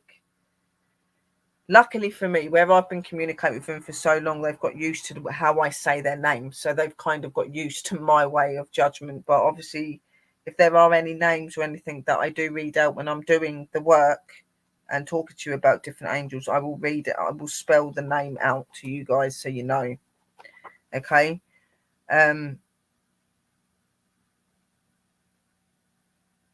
So you've got like this book as well, which is something that I'm going to be wanting, because I think it'd be really silly if I go from learning you about the angels and parts about angels and then going straight into communicating and talking about different angels to use. It's going to confuse you. So in this one, I was talking to you about the history and how angels came along, different little exercises and things that you can do, some of the importance to what angels are and their levels.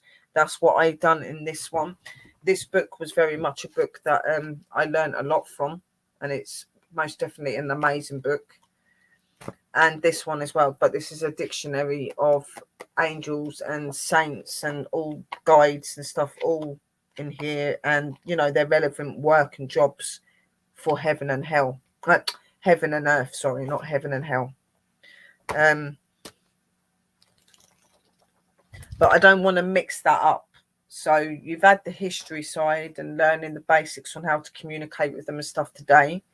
On my second stream, it will be me talking about different angels that you can use in prayers and to call up on when you need for certain things, so you get to know them individually. Then on the following show after that, which will be the third show, we'll go back to talking about other aspects of how to communicate with angels and helping you to have more of an understanding of how to communicate, the different importance of what angels are and what they do and things like that. You know, you've learned a lot today, but there are still bits in this book that I want to read and talk to you about. We'd already done the bit about building your relationship with the angel, but we can go into more depth because there are more bits to that. Because I do think that it's really important to learn you how to communicate with them, how to understand them. I'm thinking of doing another show at some point as well, where we can talk about the actual messages from the universe. So talking about numbers, talking about letters, talking about certain objects and what they can resemble in the spirituality of the world, and messages from the higher powers from above, you know. Like I said, this world is full of messages and signs from above. It's just a lot of people are very close to realizing that, you know, some people will walk down the road and look at a bus number and see it 4 or 5 times and think it's just a coincidence. But when you're seeing that number, in your vision on a number of days, it's normally a significant sign of somebody trying to tell you something. If that is your angel and God, or if that's a loved one, they are. It's normally messages. Okay, numbers, letters, objects, things like that. They're all the voice of the universe. They're all the voices of the higher power, the ones that a lot of us cannot see. So the ones that we need. I don't know how long I have been on this stream. Wow, nearly 2 hours. So it's gone pretty quick. Again, I do apologize for some of the reading. My dyslexia is really, really not very good at the minute. And the concept and the writing in this book is very small as well. So I was struggling to read some of it. Where I've been looking at a computer constantly today, trying to do my work and everything, it's made my eyes a bit blurry. So I was trying to read really tiny writing and I was like, trying to understand. It's nuts.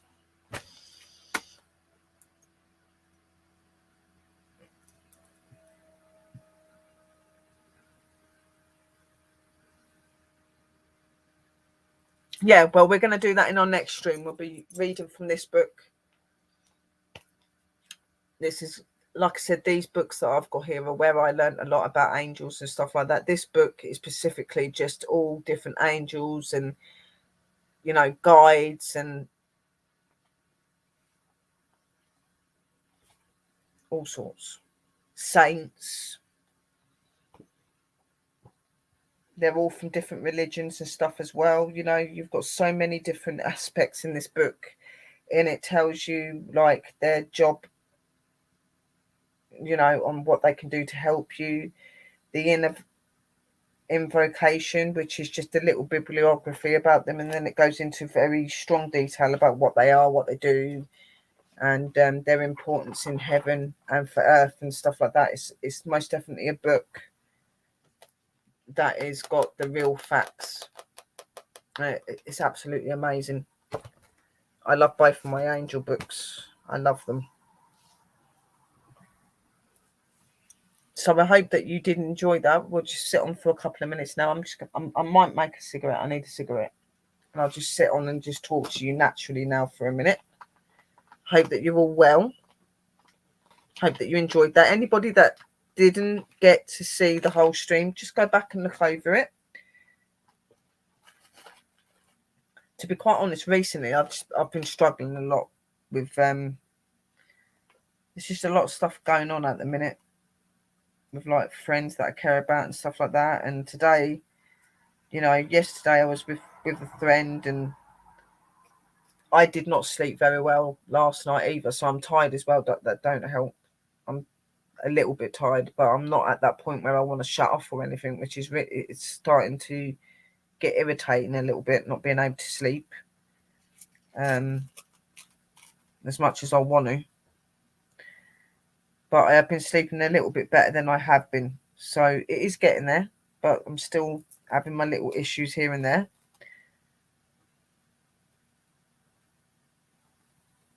Because like today was the show. At one point I was just going to cancel it today and do it in the week, but then I thought, you know what, I don't want to cancel it. I just want to do it because I like stuff about angels, and it all worked out for the best.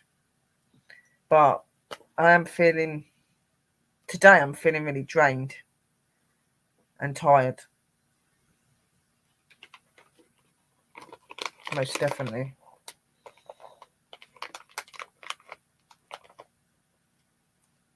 I was supposed to have done cards yesterday, but ended up not being able to do them because I had to run to a friend's aid. Bless her. So that didn't happen, but I am hoping to do them in the week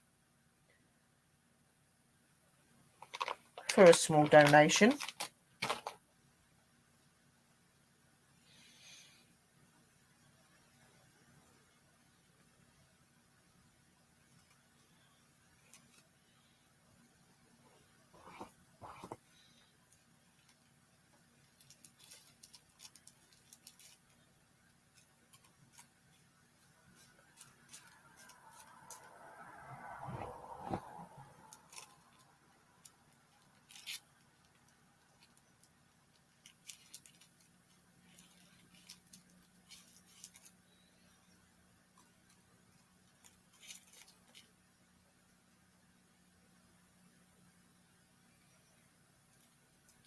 So how are you, pups, and that? Are you still in the room?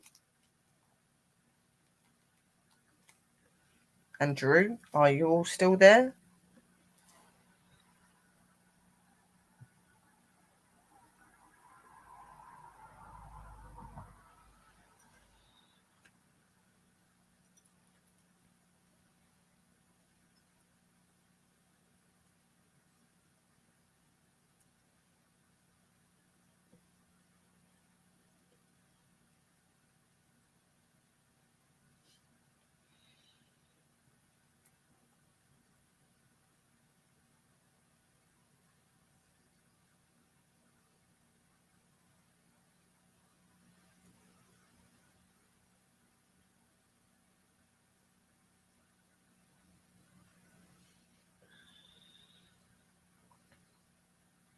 Oh, that's good, pups.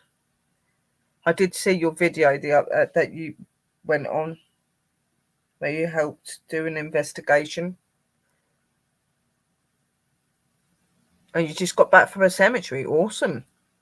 I'm hoping to get out this week. I want to go up to my cemetery and do some investigation. It's been over a year now since I've actually gone out. It's, I've done the occasional stream here and I'm missing it. And now that I've been able to actually go out and use my phone to go live, I'm going to do that. You know what I mean? I'm going to go up to the church. Somehow it's sorted itself out. I don't know how.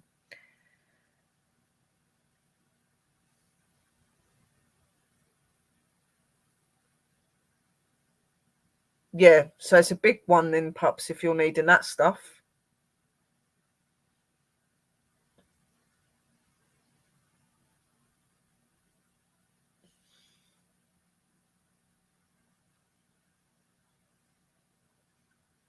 I still very much want to be learning my shaman stuff from you, pups, but it might be a good idea to just get like little bits out to learn. And then when I get over there, it'll be a lot easier to do it because I'll be around the same sort of plants and trees and stuff as what you are.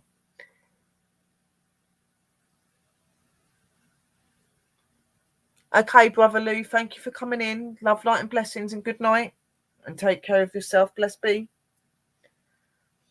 It was really nice to have you in here and I hope you enjoyed it. I hope everybody's enjoyed the stream.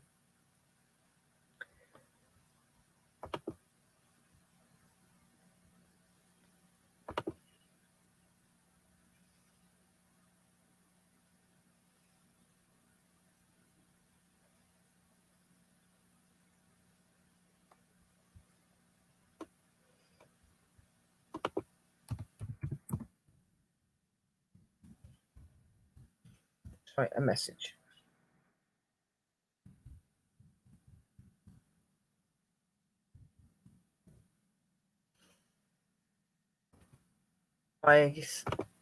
Messages and messages and more messages everywhere.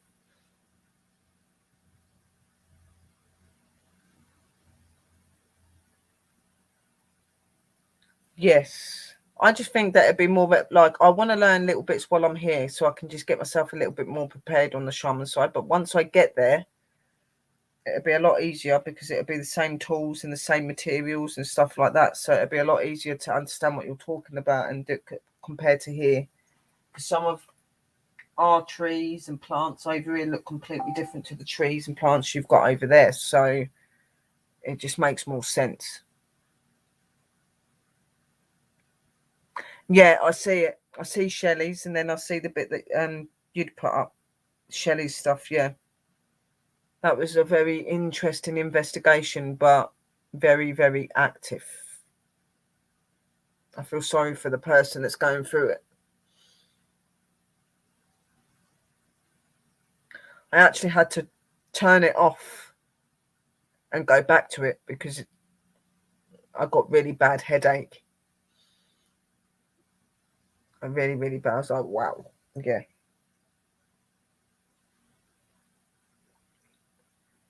When I just started watching it, and then Paul Shelley said it in the thing that she had a headache. Yeah, I should think she is. There's a lot of energy there. A lot. And if you've got a watcher and a creeper there, that's not a good thing.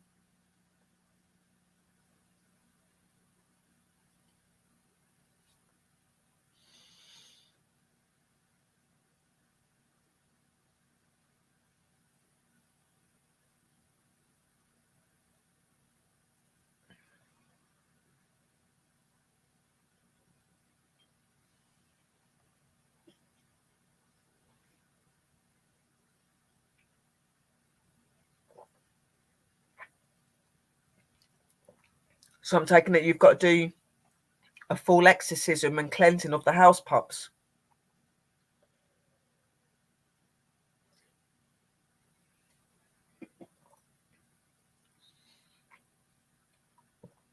No, they're not.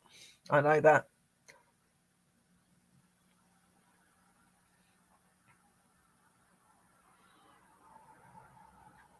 Drew's in hospital? Huh?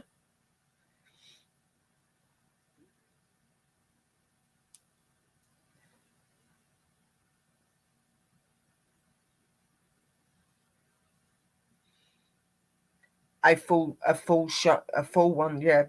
I thought you was going to have to do like an exorcism or something, because it just, by the energies there ain't just the Watcher and that there, though, is there?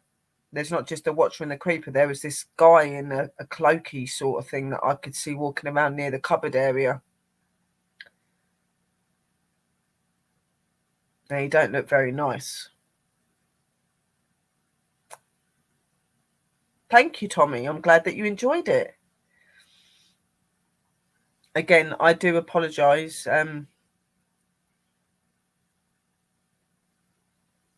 My eyes were playing up today where I've been staring at this computer screen. You don't realise how much the computer screen actually affects your eyes, because when you go to reading your books and stuff, like, you can't see the wording properly. It goes all blurry and then it comes back and it's like...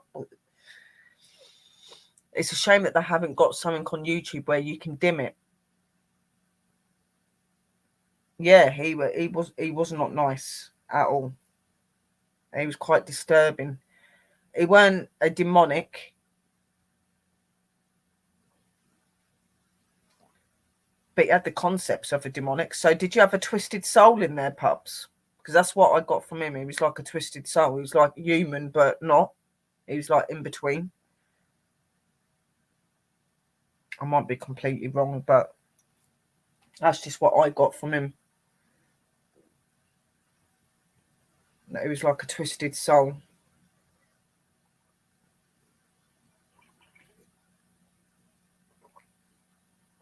Hello, beauty of nature. Welcome back, sis.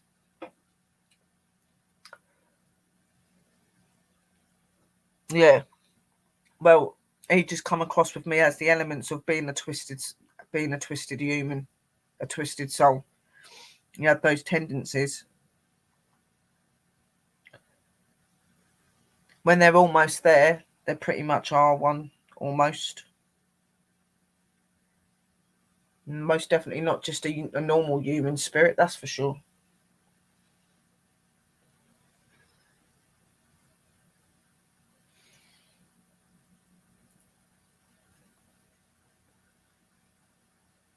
I love my pup's work, even though it can be tiring for him and that, and some of it's really, really scary and dangerous to do. I do like watching his videos, seeing what I can pick up on, and it's like, okay, yep, I can see why Pups is doing that.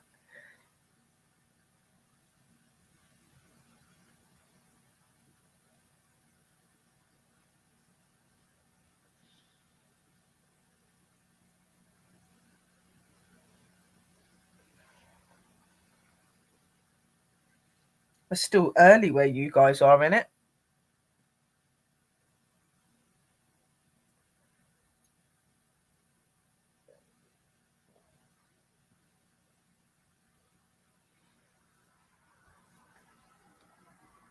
Exactly, Pups. That is your pup.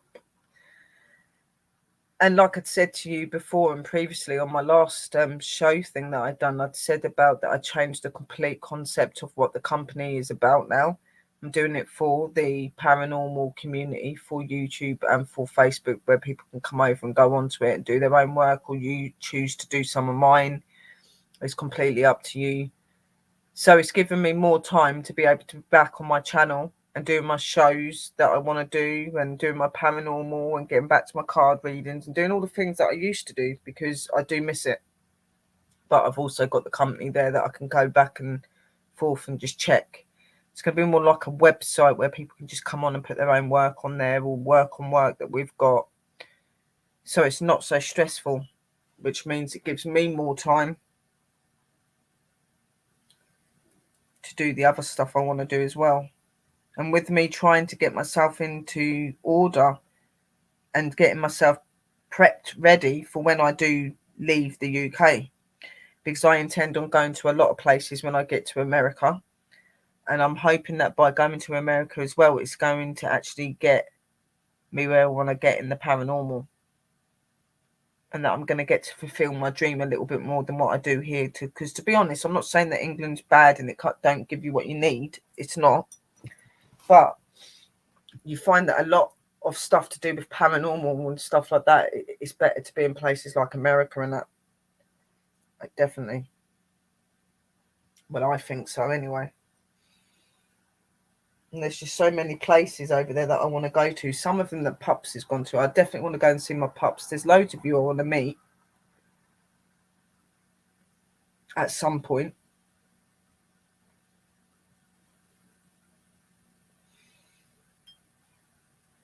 In the future.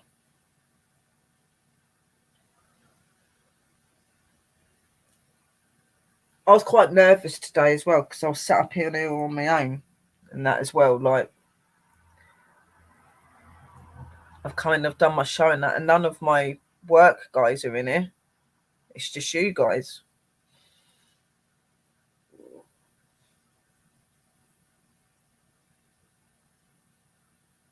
Oh, I'm going to a Pacific. I'm going to a Pacific place because I've got life-changing things that will be happening for me in the next year. It's a good reason to why I'm going where I'm going.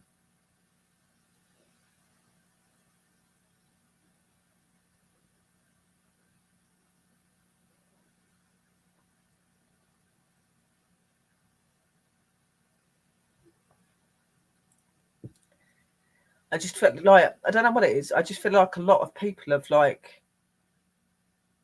kind of ventured away.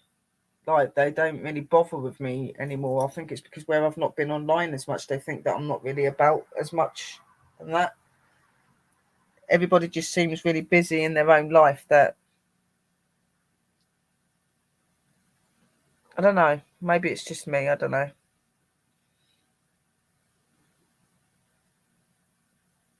Recently I've been feeling like I'm not really listened to as much as I want to be listened to or appreciated.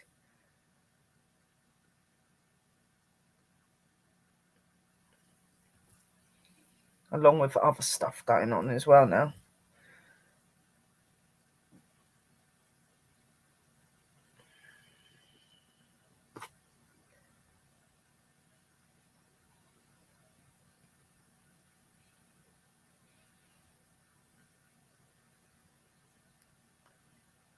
I just think that in some ways, like, my opinion's not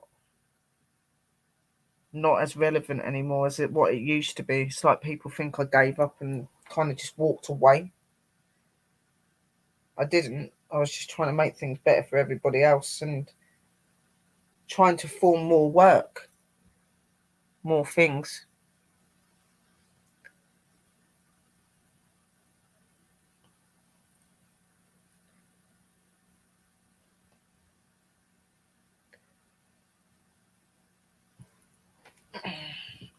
They might, Pups, they might not. But I shall be who I want to be.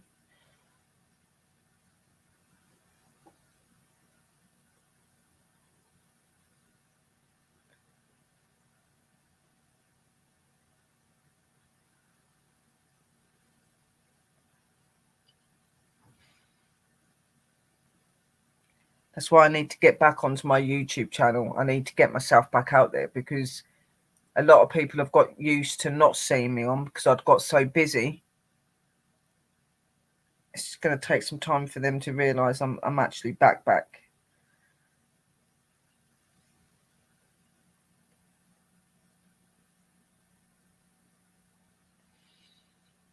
And recently, I've been spending a lot of my time trying to help other people and keep other people in a positive mind. Yeah,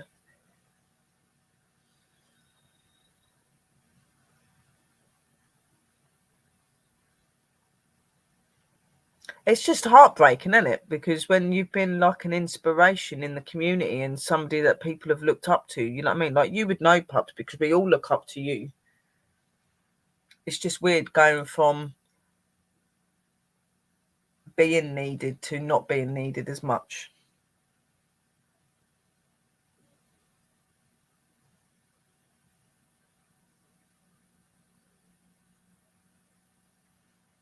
Well, that'd be good if you're not stuck in a shed anymore, Hatchet. It'd be good for you to be able to get yourself sorted out. And we listen, we're family.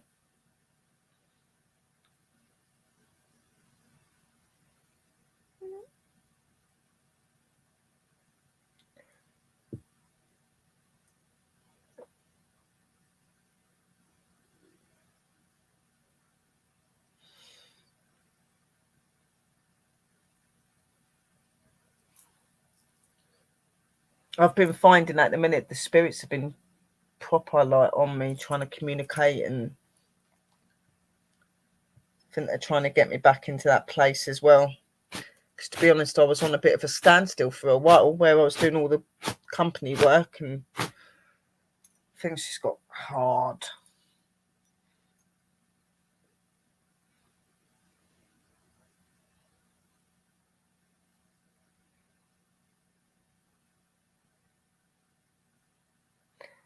But not anymore. So you're not going to retire now, Pups. That's a good thing, though. It's got a lot of time left in you and lots of inspiration to still give out there.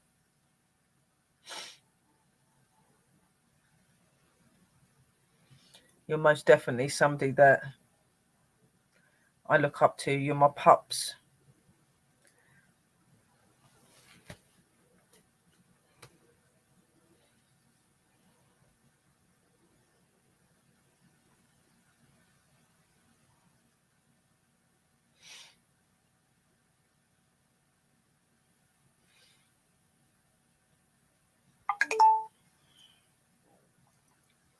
But what I'm going to do, guys, I've been on for just over...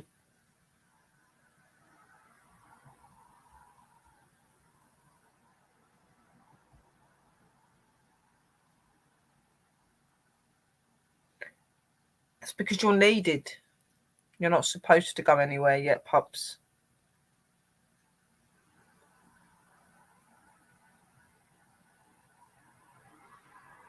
You inspire too many people.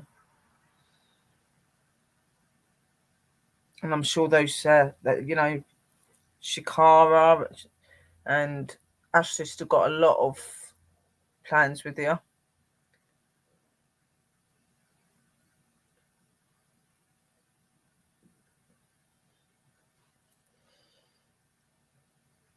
Recently,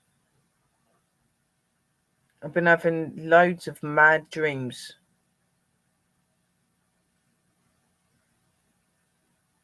And it's got like people in it. And they're moving, doing things. Some of it representing like a deathy sort of thing. And I'm... Dash in here, please. Deaths and other things.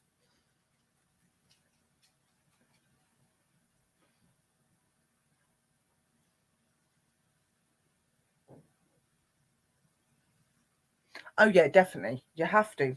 Yep. I do need to be taught. Like I said, you're my inspiration. You're the one person I do look up to and listen about everything. I may not get to talk to you very much, but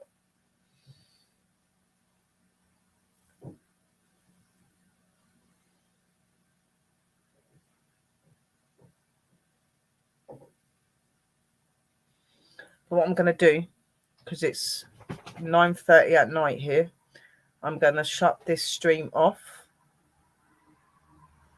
and I'm going to chill. I will be on Facebook if anybody wants to message me, but I just want to thank you, all my angels, for coming on and being here at the stream with me tonight. And I hope that you enjoyed the show.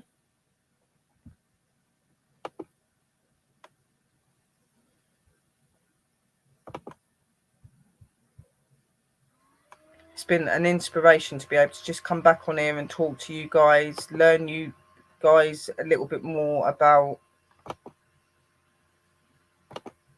angels and opening you to why it's important to have angels in your life. And it was just really good to follow that on from Samuel's show the other day. So I really hope that you did enjoy the first part of it. As I said, next time it's going to be talking about actual angels and what they're doing. And lots of love, light and blessings, guys. And I will see you very, very soon. Keep a check out for me for my card readings in the week and a possible outside investigation, guys. I will put posts up on Facebook and maybe do a short video on YouTube so you know. But from me and from the team, PWIRD, from my boo, my pup, lots of love, light and blessings. Good night. And we will see you real soon.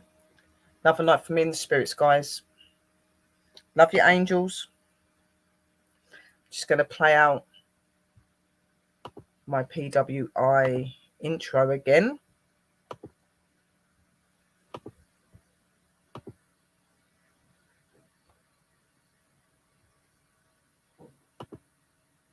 So from us, a good night, love, light and blessings. And we will see you very, very soon, guys. Stay safe, stay real, and stay spooky.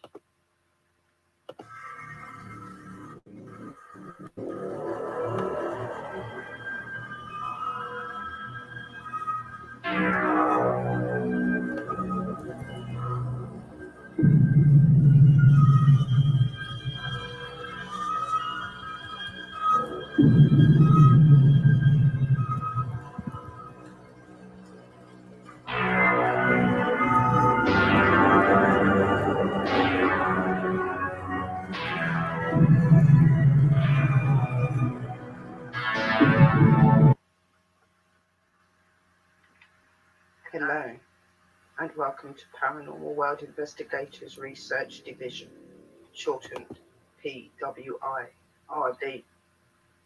I am a practicing white witch and shaman, and I have been investigating for over 20 years. This channel is made to talk about all things paranormal, supernatural, of the occult, demonic information, UFOs, and much more of the strange and the unknown. Please remember to subscribe, like, share, and hit the bell to see more of this channel. And we will see you very soon. Thank you.